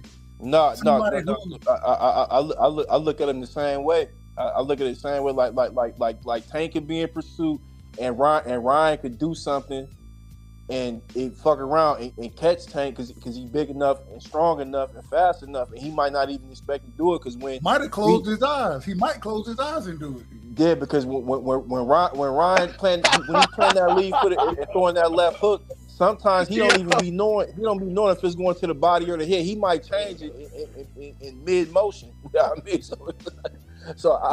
He's fast. That boy is fast. JD, you think I'm joking? I'll give it a 50-50 fight, man. JD, you think I'm joking when I say he might close his eyes? No, that shit. It might land too. And that's why I laughed. I thought it was funny because that shit might really boom, Tank gonna be like, oh shit, what the he gonna back up like, yo, what the hell? God damn. Like that. And look, and he be surprised as hell he landed it, but then he come. All I'm saying is man, get punched in his shit, bow, just like that, bro. Man, I want to pass it around, man. We got to get my brother John Nord, and we got to get my brother Ben Israel in here. John Nord, man, go ahead, man. What you got on that, man? You know. I'm gonna make it real quick, man. You know I'm gonna come with the outlandish shit, so I got it. I got it 60-40. I'm not as far out as Green with it 50-50. I don't think it's 50-50 quite that, but it's definitely a close fight. I mean, if it wasn't, there wouldn't be no rehydration clause. Trust me. 10%. He's definitely a threat. They see them hands. He's a big dude. He has the reach. Tank has to come in. This is a high. Me personally, I do believe Tank's gonna get hurt in this fight. There's no way he doesn't get touched by that left hook. That thing is too fast. He's gonna get touched. Now we have to find out if Ryan Garcia has all the strength that's advertised, or did he just fight a whole bunch of over the hill fighters and it just looks that way. He might have the goods. He might have the real power to catch, because Tank gets hit flush with a lot of stuff, and he has a beard. Tank got a beard, man. He's gonna take a lot to, because Rolly caught him. He caught him flush, and he was hurt a little bit, but he ate that and he kept it moving. So Tank has a beard. So if Ryan really got the go ahead, Dub.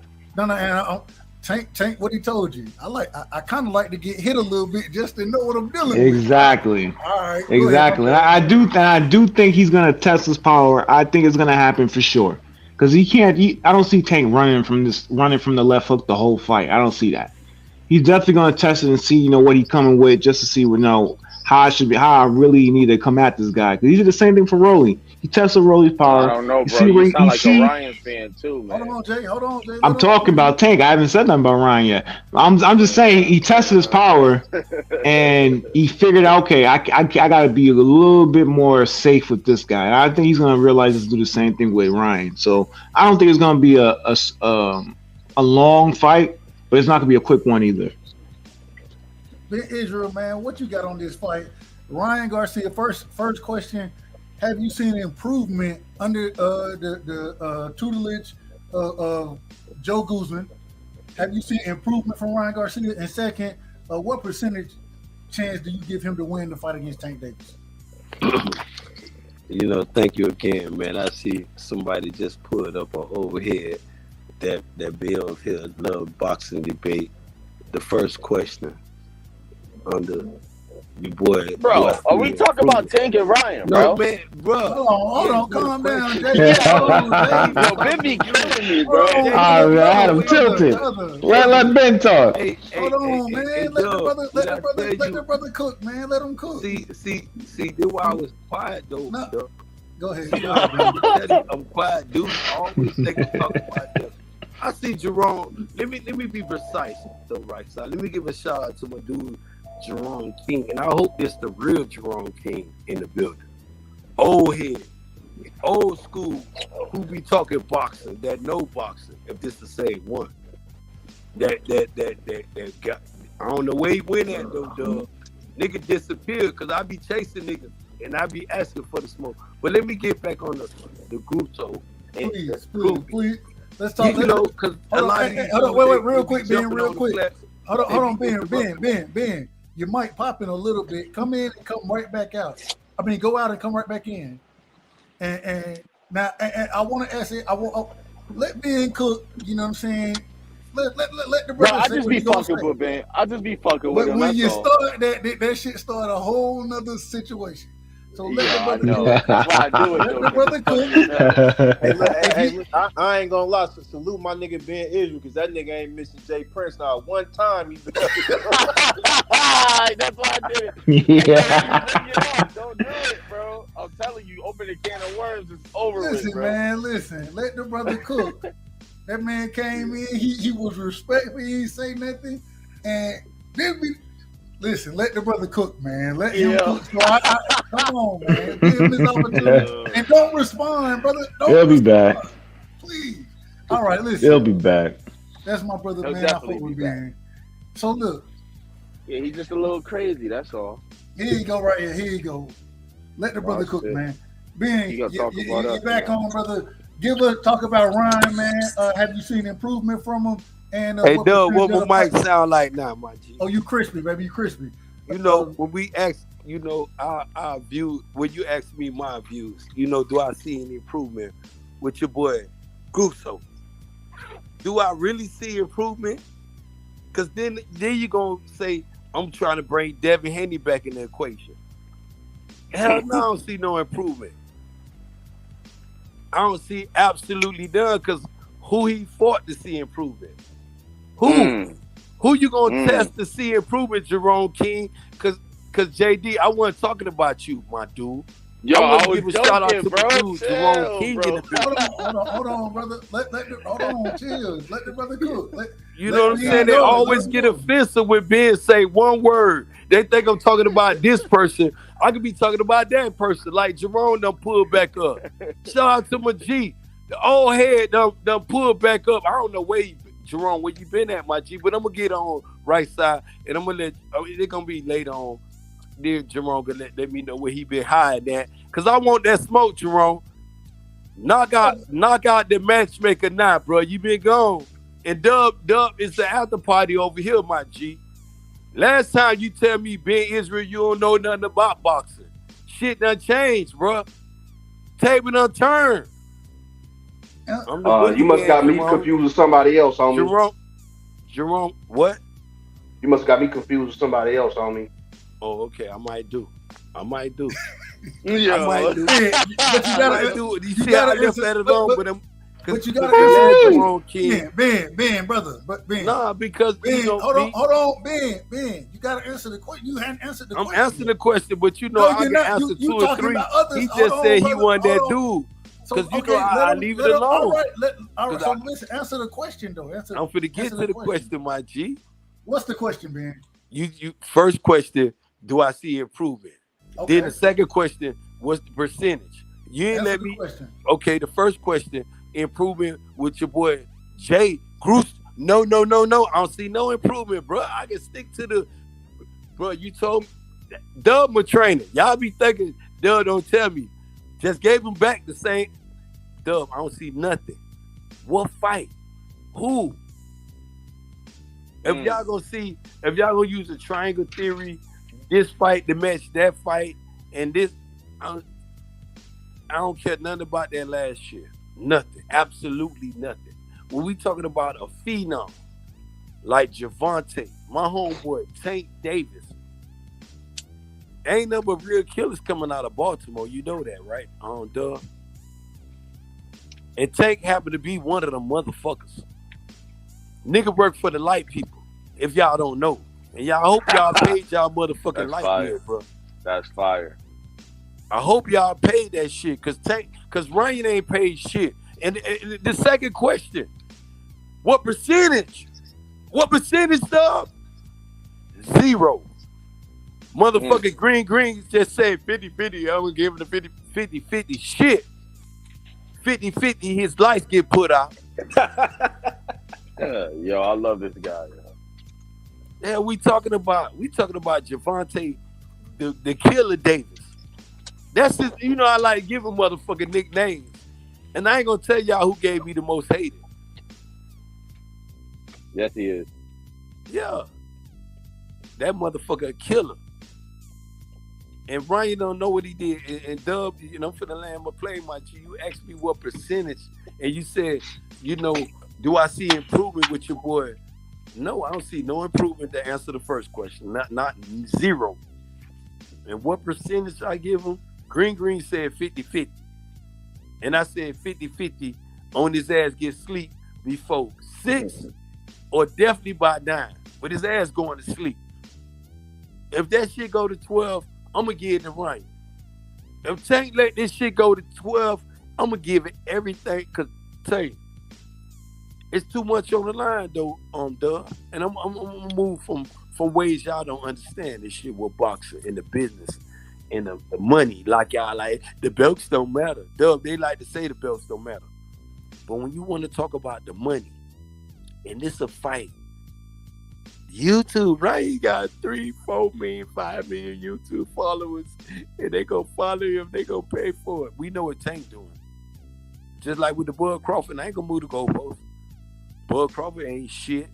Claim to be a 3 division, but ain't got shit. Like motherfucking Ryan Garcia. And then Errol Spence, that dude, the big seller, selling out. Tank Davis, I'm making it, line it up together. What percentage? Y'all get this man? I'm giving him a dime percentage. He dead before 6, Dub. 0% to make it to the 12th round. You think Rolly go further than he do? Exactly. Amazing. No. Rolly, both of them gonna get sleep in the 6. Rolly got slept. Okay. Rolly got slept. I said 6. You did. I thought you said, well, okay, yeah. Rolly got slept because remember Rolly said he won all 6 rounds. Bitch, you got slept in the 6. What you mean you? Hey Ben, real quick, we asked this question earlier to the panel. What do you think about the rehydration clause as well as the other clauses that, as far even the rematch clause and the fight being at 136? What did you think about that from Tank's side, requesting it out of Ryan? Well, with that, that's boxing. Rehydration clause. Being able to, feel back up when you take a fighter like Ryan Garcia, because I'm going to give him the benefit of the doubt, have to drain himself to come down to 136. Because he said he's fighting at 140. You know what I'm saying? And for Tank Davis, got to go up here. But Tank, it should be comfortable because, Little fat boy. He's short, but he's little chubby. Little chubby. Little fat boy. He can do it. Ain't no problems with him, but it comes with Ryan Garcia. He got almost like, damn, do you got more to gain and nothing to lose? But then if you miss this, you lost that. It's like Ryan got more. He got more to lose than Gervonta got more to gain. You think Ryan got more to lose? Yes, because Gervonta Davis. Because if you look at it, see, this one, I'm glad you asked that question. Who the biggest star right now? Tank the biggest star. See, so it's no question.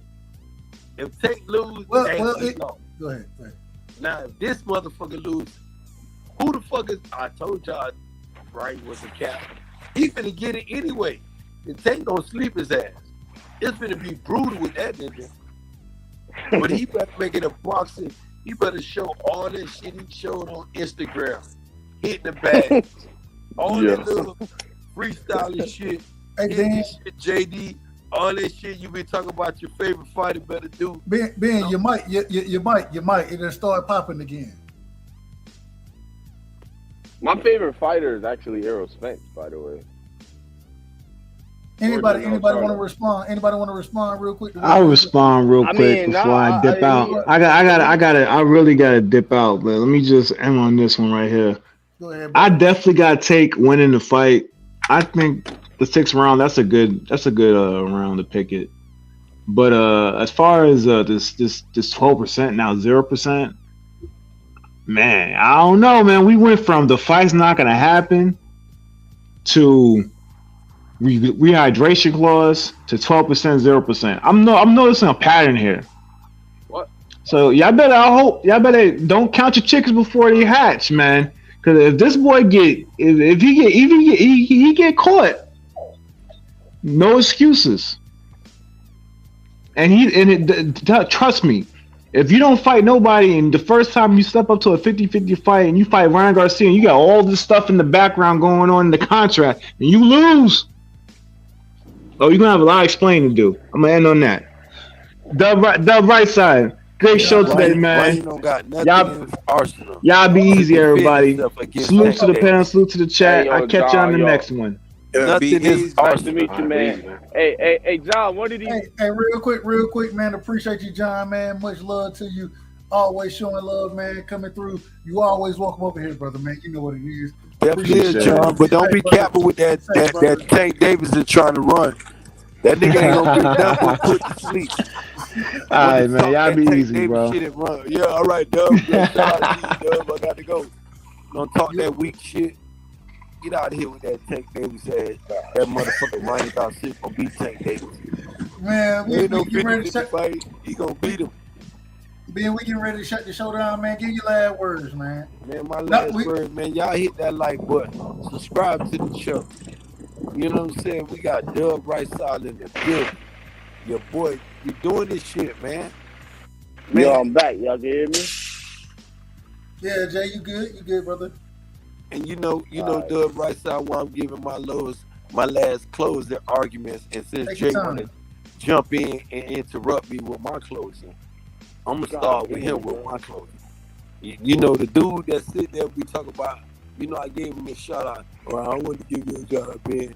And I say, Jay, when you get through, ready to park that shit to the side of the road and talk some boxing and get on the debate. We could do it over here at Dub Right Side. First debate over here at Dub Right Side. Oh, we can do over there. Whatever you want. How about that? Don't talk no Errol Spence or no Devin Haney because I'm gonna murder you. Ain't gonna be no friendly debate with you. With me. My name ain't upper echelon. Man, listen, don't do that. Do not do that. That's not my name. Do not do that. Well, we can do it over here. Like I said, it's my closing argument. And I'm gonna give you the rebuttal. I'm gonna give you that. Do it on knockout. It's my time, Dub. You said it's my time. Let the brother go ahead, Ben. It's your time, brother. My bad. I don't even know if you really want to debate me because you're on a lot of so. But see, You like gonna I have to told you, find something to JD, disagree this on. ain't what you want, JD. I'm gonna give you the time I to accept the drive your challenge. truck Find the topic. and think about it. Drive your truck. Do I want to fuck with being Israel on a debate? And you hear Ain't that nothing to shit? think about. Yes. That gonna be I fuck me with you. driving up in your You heard? forehead, dude. Yeah. That what you I hear right heard now? you. That's It me in sounds your good. We get forehead. it going though. You know what I'm saying? But we Ain't ain't. nothing to But talk like I about. said though, I'm finna close All though, right, no. JD. It's for Hold closing. on. Let me do this. Hold on. Give me 1 second. Ben, wait, give me a minute. Ben, JD, give me a minute. Let's do this right here. JD, we hear you in the background. Let me go to my brother Jerome. King man, Jerome, give your last words, my brother. Well, salute to everybody in the chat. Salute to everybody up here in the panel. And you know what I'm saying? For everybody who loves the sport of boxing, keep it moving forward. You know what I'm saying? And you know, and I'm only disrespectful until I'm disrespected. So, you know what I'm saying? So Ben, I don't know if there's another Jerome out there you're looking for, but I respect everybody until I'm disrespected. So, you know what I'm saying? But peace, but shout out to you and everybody else. Enjoy your night and sleep well. Hey man, Jerome, thank you tonight, man. Appreciate you coming on. Much love to you, brother. You always welcome up here, and appreciate you, brother. Sure. My brother Green, man. Can I call you Coach Green? Do you go by Coach? Can I call you Coach? Yeah. That's what they call me, Coach Green. Yeah, we're gonna call you Coach from now on. Coach, man, go ahead, give your last words. Appreciate you coming up.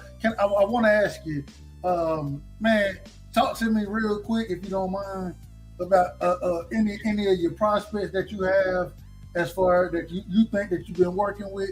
What level of students do you work with, man? If you don't mind, real quick. Yeah, well, I'm a amateur coach, man. I got a 10-year-old turned 11. He 75, 80 at Bantam. I got a 200-pounder, and they in the 200-pound division.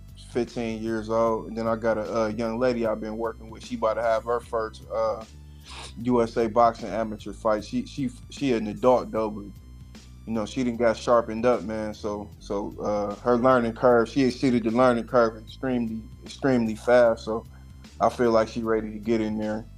Just, you know, like I said, she a little older. I mean, she ain't old. She like 21, 22, but she ready to push the pedal. So that's what I got going on right now. Okay. Well, man, we appreciate it. And, man, with love, hey, like I tell everybody, man, want to have y'all on the show, man. Want to get to know the stories, and we love to have you on, Coach. And, man, always know, man, you're welcome over here. And, man, with love, anytime you want to pop on, man. Much love to you, Green. Much love. You're an exceptional individual. You have incredible knowledge. I got to give you that. You're very well versed as well. That part, Green. And very, very good job. And I don't care win, lose, or draw. Hey, I'd Green, love to get a debate with you one day, bro, because he'll cook fire. you, I ain't gonna lie. JD. Green to cook your ass, JD. I like I'm Green. cook you, nigga, like some bacon. He'll burn your ass up. Pork hey, on the Green, stick. Green. I'm a cook Don't you. leave no way. I got to give you Hold on, I y'all. want to give you roses, Green, because you did a phenomenal. I went back while I was talking to. No, go ahead, though, Rice. My bad, my kid. No. Go ahead, finish. Go ahead. You know, Green, I had went back, and you know, while I jumped off the panel, I went back and I listened to the debate. You have everything to stand up for, my Green. Like I told you, when you give dudes your questions, I would have just talked about his accolades. But I understood where you were trying to go at. If you'd have just turned it up a little more, you probably would have convinced the judges, one of the judges. You feel what I'm saying? That sometimes we just need one judge in our favor. Man, he did it. His energy just was there. With some, I feel like you kind of let it go. And Knockout did it. And shout out to Knockout. And Green, while you jumping up and ready to debate these dudes, some dudes that I ain't ready to debate Knockout Green. I told I need a month to train with these dudes, man. Cause they ready. And Green, you took it, bro. For real. You won. You almost like what the dude fought Tank Davis, motherfucking Cruz.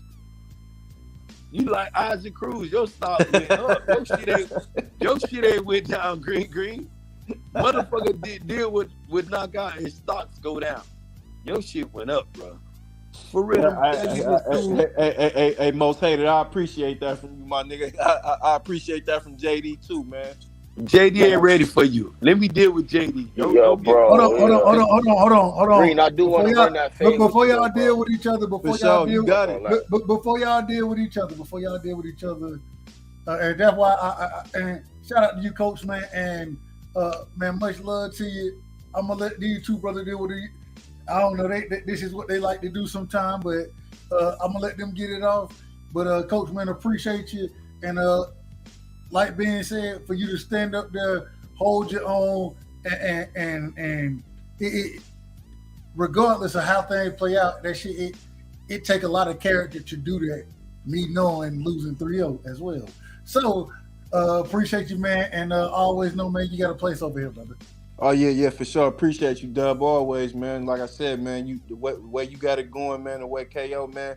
It's a beautiful platform, man. It's you know what I mean. It's so much potential to grow, man. And like I said, man, you know, you keep everything on the up and up, man. Because like I said, in that Boxing Hall of Fame, it's a category for an observer in journalism, man. Y'all definitely can.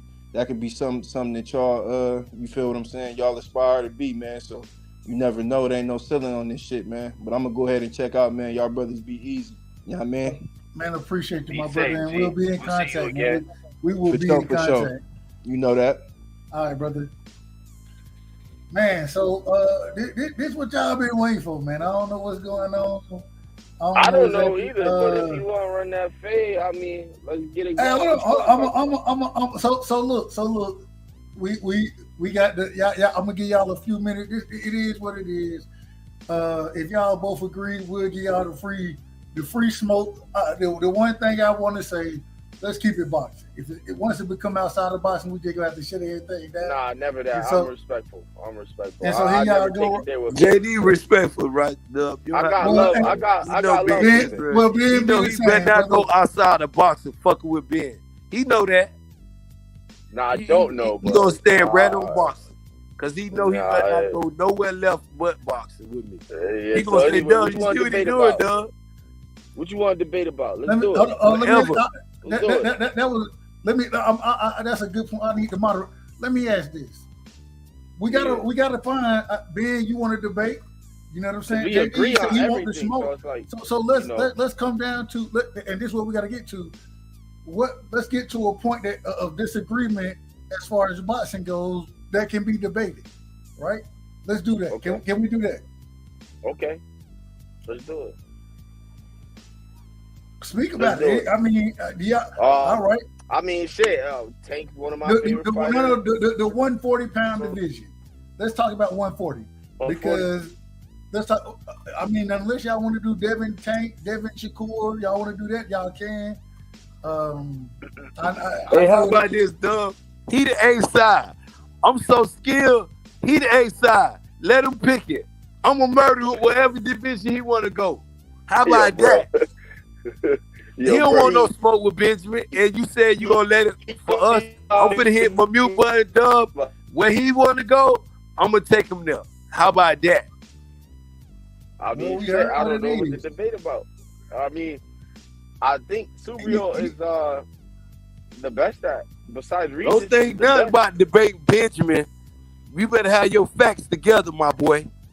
Hey, Ben, he say it's our show right now. Would you say it's me and you, my boy? Would you take? If you want me to pick a topic, I'll pick one for you, and I know you can't debate it. And it don't got nothing to do with Tate Davis, Errol Spence, or nothing. And it's boxing. Pick the topic. Pick the topic, Ben. Go ahead. Adrian Broner. No, I ain't gonna do that because that's the topic for me and Keon. I was finna go there. But we can talk about, how about anyway, and motherfucking anyway, step forward? Yeah. And you could give me 14. Nah, you already give me any one of them, I'll burn them up. That's a debate there. Damn, you give him both of them. So any division you want to go at, my boy. We go little division. We go up there to cheating ass Tyson Fury. We go where you want to go at, my boy. We go to 135. I'm gonna cook you. 135. I'm gonna cook you. All my fighters Tank and there to Devin. How kill. about that? I'm representing. Tank and Devin. I fought with 2 on, but it's only one. Devin the Nightmare Haney. And if any fighter, include Tank, he get the business too. Ryan, all of them. You want to debate on any of that? I'll kill you real quick. I'll make it real simple for you. You go first. You know what I'm saying? I'm usually soft spoken, but you be ready and make sure you got your facts straight and be a little clear. Man, we on facts right now. Doug said, Yeah. me and you. Yeah. Bro, I told you could pick. I got Tank. Pick your poison. I got You Tank. said 135. I said I got I one. got fight. Tank. I got Tank. I got Devin the Nightmare Haney all day long. Let's do it. Right side. Set it up. Let's do Ain't no it. set it up with you. We can do it now. We Tank's fuck better you than talking Devin. about You set got it up. me? He Tank do it better now. than He Devin. just said he gonna give Tank it better to than us. Devin. He has a better You scared? resume. Better resume. You hear me, right? He has a Oh, better I'll resume let you than go. Devin Haney. Go ahead. Go. What you just be clear. Prove Tell that point. Doug what you Prove want he to don't. argue first. He And I'm ain't gonna fight defend that. Lomachenko yet. No. Who he fought? Tell him what you arguing What first. champions So has we he know fought? what we arguing about. Tank and Devin. Who has the better resume? Oh, Tank I go on that. Davis. I'll go on Tank that. Davis has the better resume. Even him being a 3. Name me 3 champions that Devin Haney has fought. No. Outside of Ken Moses. Ain't no name Twice. you shit. You Name talk me that. your shit first, and I do that. I name you them 3, and I'll talk my shit. Yo, Cause that's easy. just answer that question. Cause I got 3. named I got 3 champions for you, easy. Go ahead, tell JoJo, me. I'm gonna do it for you. JoJo, Linares, and Former champ. Cambosa. Former Them champ. 3 champions, and you tell me with Tank fat ass Former missing champ. weight, Former champ. even former with Tank champ. missing weight, before you You even said land former your champ. goalpost, bro, I'ma cook You your said ass. former champ. Tank done You said missed former weight champ. 2-3 times at weight. What are we Bro, it talking don't about? matter. He took the belt. You said give you 3. I took the gave belt you from 3, and I ain't Pedraza. even He took include the belt from motherfucking. Santa Cruz, Oh, and he took it from they Barrio. want to always talk about There go Camboy. 3 Fuck right there. Camboy. That's 3. I gave next you question. 3. Let's do it. The same one, motherfucker. They former And he finna champions, fight, bro. motherfucker Lomachenko. The same Former one, champion.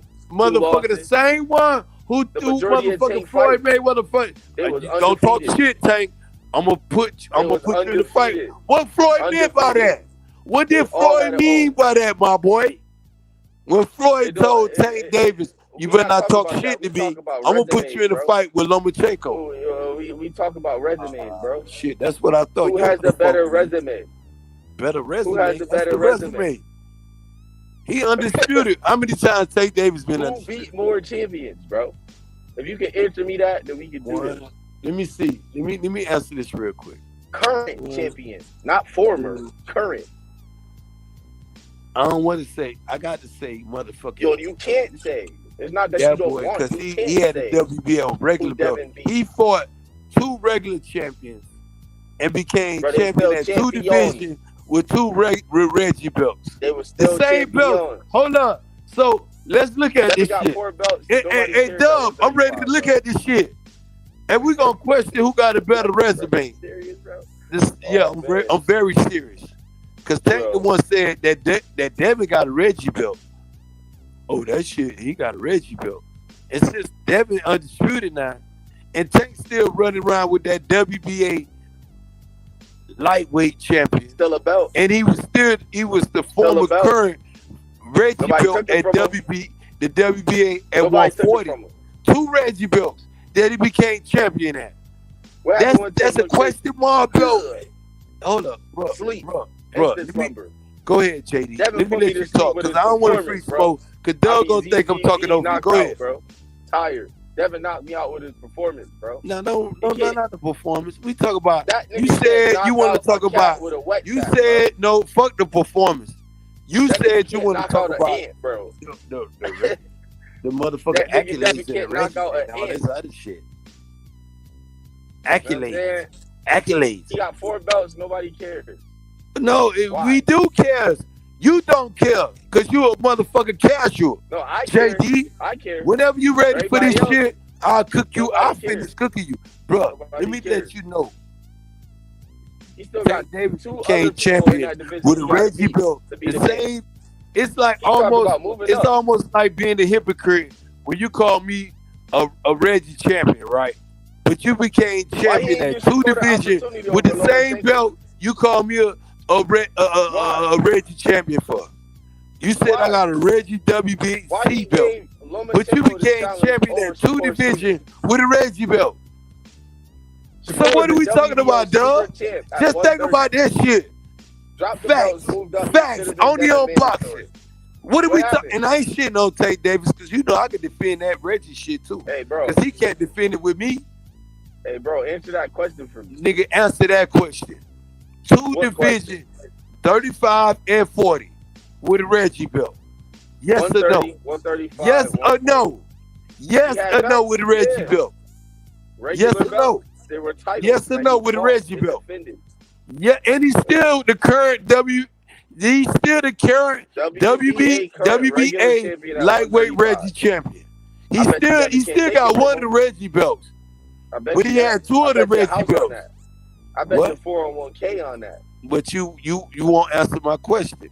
It don't matter. Is Tank Davis the current WBA lightweight Reggie champion? How about that, dog? Is Tank Davis the current WBA Reggie lightweight champion? Yes or no? Yes or no? Because Tank got the WBA. Because what is this? It's 2 champions. Shakur don't got no belt, and fuck Shakur. We ain't talking about Shakur. Don't move the goalpost, my boy. Bro, I ain't moving my boy, don't move it. You talking to Benjamin? Man, I will burn you up, and I'm gonna let you go. Go ahead. Because you ain't answer my question. Is Tank Davis? Yes or no? The same champion that Tank called Devin out on, being the Reggie champion. Yeah. It's Tank the current WBA Reggie champion at lightweight right now. Yes or no? I just answered you. Yes or no? That's yes. Oh yes, right. I just answered you. Yes or no? Answer me again, so right side can hear. Right side ain't heard you. Yes or no? Right side heard me. No, you didn't.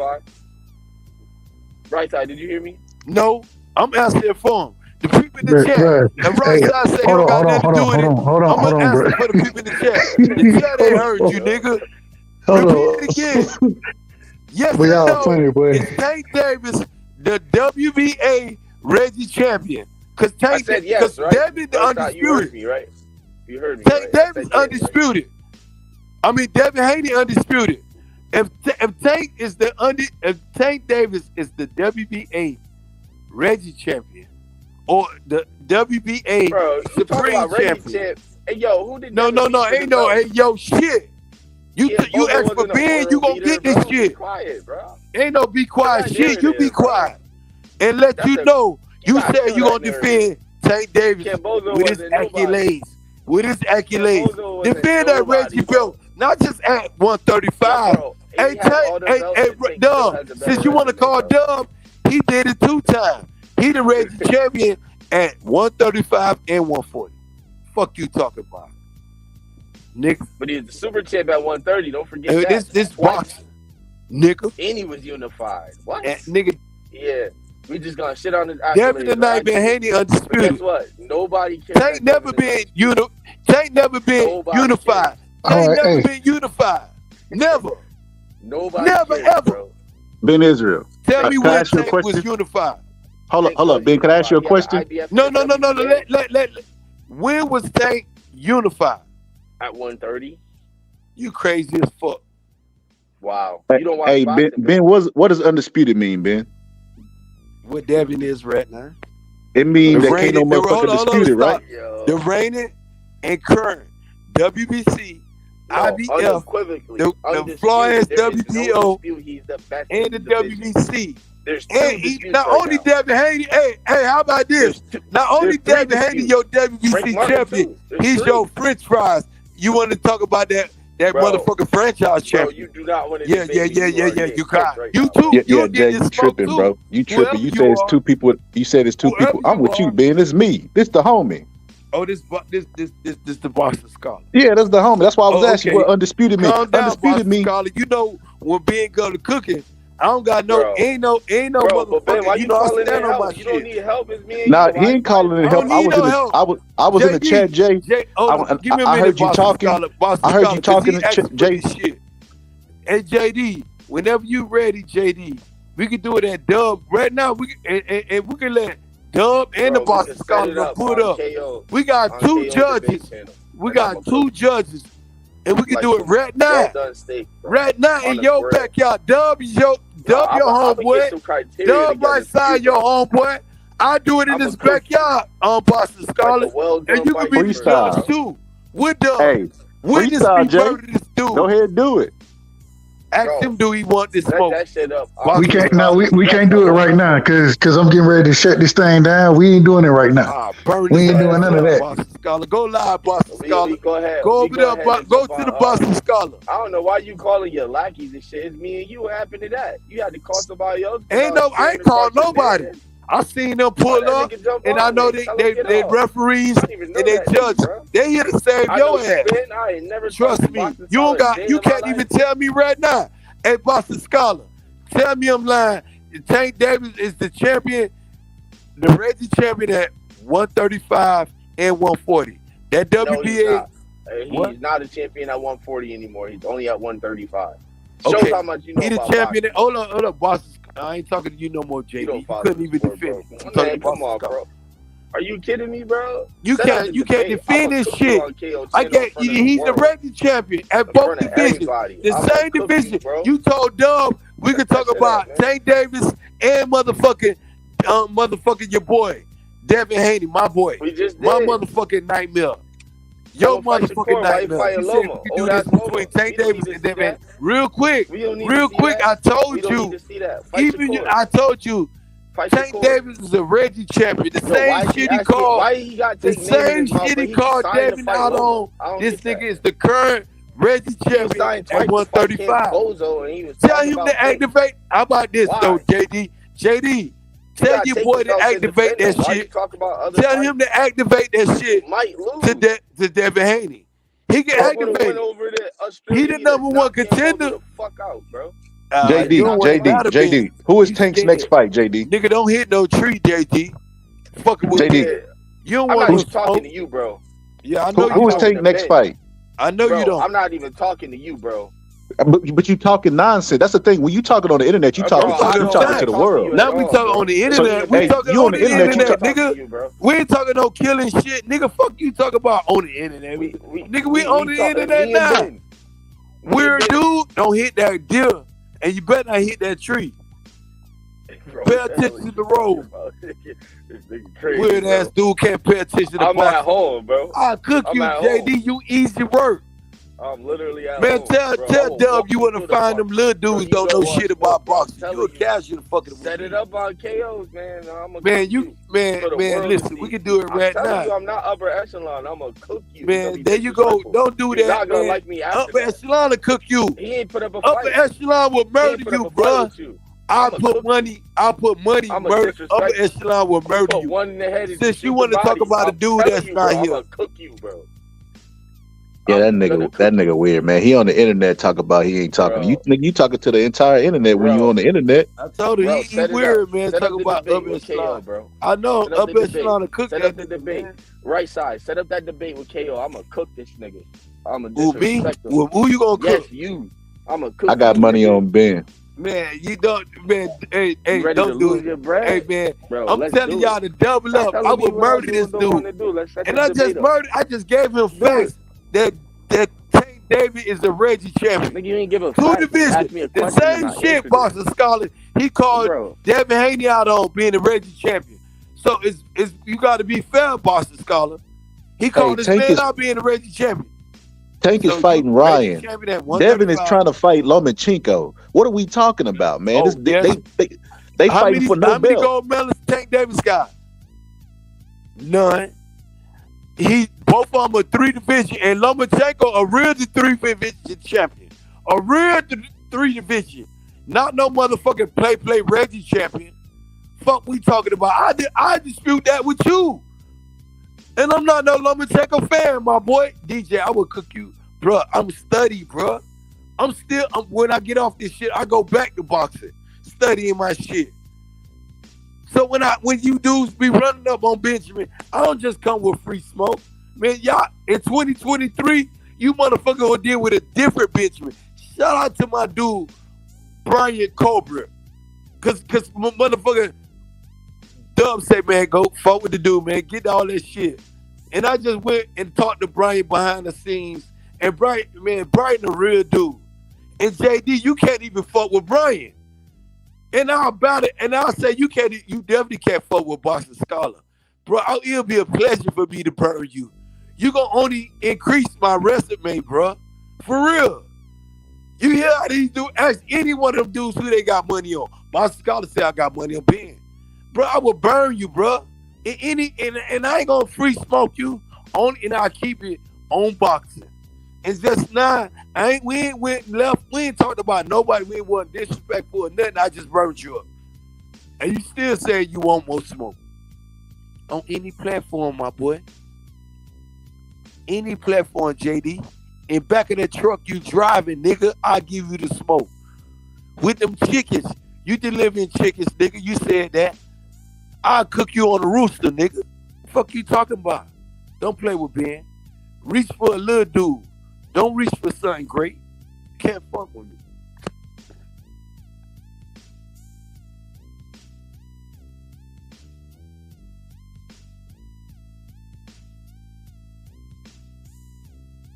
Cause I handicap you since you can't talk. I'll murder you. Y'all hit that like button cause Dub finna close this. Hey yo, you can hear me, right? Oh, you can hear. I hear you now.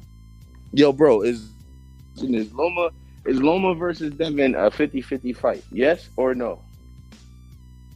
It all depends on who you asking. You ask me, hell no. Nigga, no. Is it a 50-50 fight? Does Loma have a chance to win? It's not a 50-50 fight. Okay, is Devin versus is Tank versus Garcia 50-50 fight? No.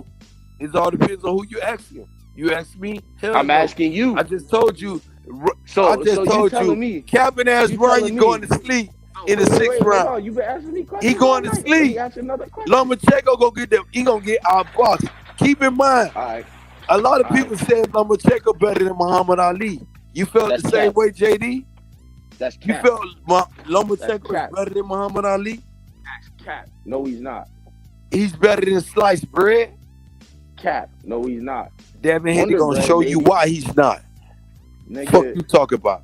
You just answered both of my questions, my boy. Bro, I hit that like button. Subscribe to the channel. No. We not gonna do that, bro. Oh, what you want to do? You want to stop? We ain't gonna hit the like button. Y'all hit the like button. We gonna stop. Y'all hit the like button. Subscribe. Cause he don't want to go right now. He wants some more smoke. What you want to do? Hey, yo, bro, let's go, bro. I'm with the bullshit, bro. I keep telling you, bro, from the city. Man, I don't know what city you from. You from Salt Lake City, my boy. I'm a cook. You from Salt Lake City, bro. You from Salt. You very salty right now. Gonna be close. I'ma hurt you in that debate, bro. Man, you never gonna want to debate it. You're not gonna like me after What you carrying right now? You still carrying chickens? I debate you on chickens, nigga. And you hauling chickens, nigga. What? Fuck wrong with him, right side? I debate this nigga right now with the cargo he got on the back of his truck. Bro, I'm at home. What are you talking about? Oh, now you back home? I left work like 3 hours ago, bro. Oh, this nigga capping. Nigga cap. Nigga JD the cap artist. Y'all know JD a cap. I'm gonna cook you. Bro, look. I'm gonna cook you. I wanna battle you on Keon. Please set it up on KO channel, bro. I'm a KO, Keon, or Dub right side. I got 3 niggas that want to smoke. And nigga, that shit don't matter to me, bro. Let's set this shit up, bro. Dub, okay. KO is my manager. KO doing lose the KO. Dub part-time training. Dub say he don't want to train me no more because some of the people I want to fight. I'm gonna let y'all know. You gonna lose to me. Man, I'm gonna murder you right now. And Dub could be a and I'll beg the Boston Scholar to come back up here. Bro, you gonna fucking lose. You don't even know enough boxing, bro. You a casual. You drive chickens, bro. Right. You better you watch chickens fight. You watch chicken fights. Then you come up here and want to talk about boxing, nigga. You better watch them chicken fights, nigga. You around here watch chicken fights on the back of your truck every day, and then you want to talk against being Israel with boxing, nigga. I will murder you, nigga. I will murder you, bro. You easy work, bro. This ain't no motherfucking rooster fight, nigga. Fuck wrong with you? Send the contract. I'm You the down A for side, that. nigga. Send it to me. Cause nigga, I'll send you a contract right now. I want it right I now. got right nigga. side number and I Fucking got with his me. email. I'm gonna send him the contract. I'm gonna send it when I get I'm off. I'm signing sending him everything the contract. you want, nigga. And I hope you're ready. I hope you're ready. Bro. Man, listen. I hope you're ready. You easy work. All I don't right, even bro. have to. I don't even want. You tell Dub what you want to talk about. You tell Dub, listen. This so easy with me. I ain't gonna tell the dude to pick 3 questions. Nigga, you pick the whole topic, nigga. Okay. And the questions. I'll murder your ass, nigga. You easy work. You, JD, and I want to do it in my homeboy Dub right side. If you give me the pleasure to do it over here. No, we gonna do it on KO platform. I'm gonna cook you. Oh, I'm gonna murder you. You gonna be embarrassed. I'm gonna hurt you bad. I was finna let you do it in the after party. I'm gonna hurt you bad. I'm telling you, I'm finna let you do it in the after party. It'll be my bro, pleasure. I'm gonna hurt you bad, bro. And guess what? 13 hours. I'm not debating you no more. Bro, I'm gonna hurt you bad. Whenever you ready, just you got KO number, you got Dub number. Cook you. You got both of their numbers. Bro. They're gonna tell you. After the fact, bro. People told you leave Big Israel alone. You ain't schooled enough. They done told you, bro. Leave. I'm gonna cook you. I don't even. Niggas never told me nothing about you, bro. Do it. I didn't know you a day past Tuesday.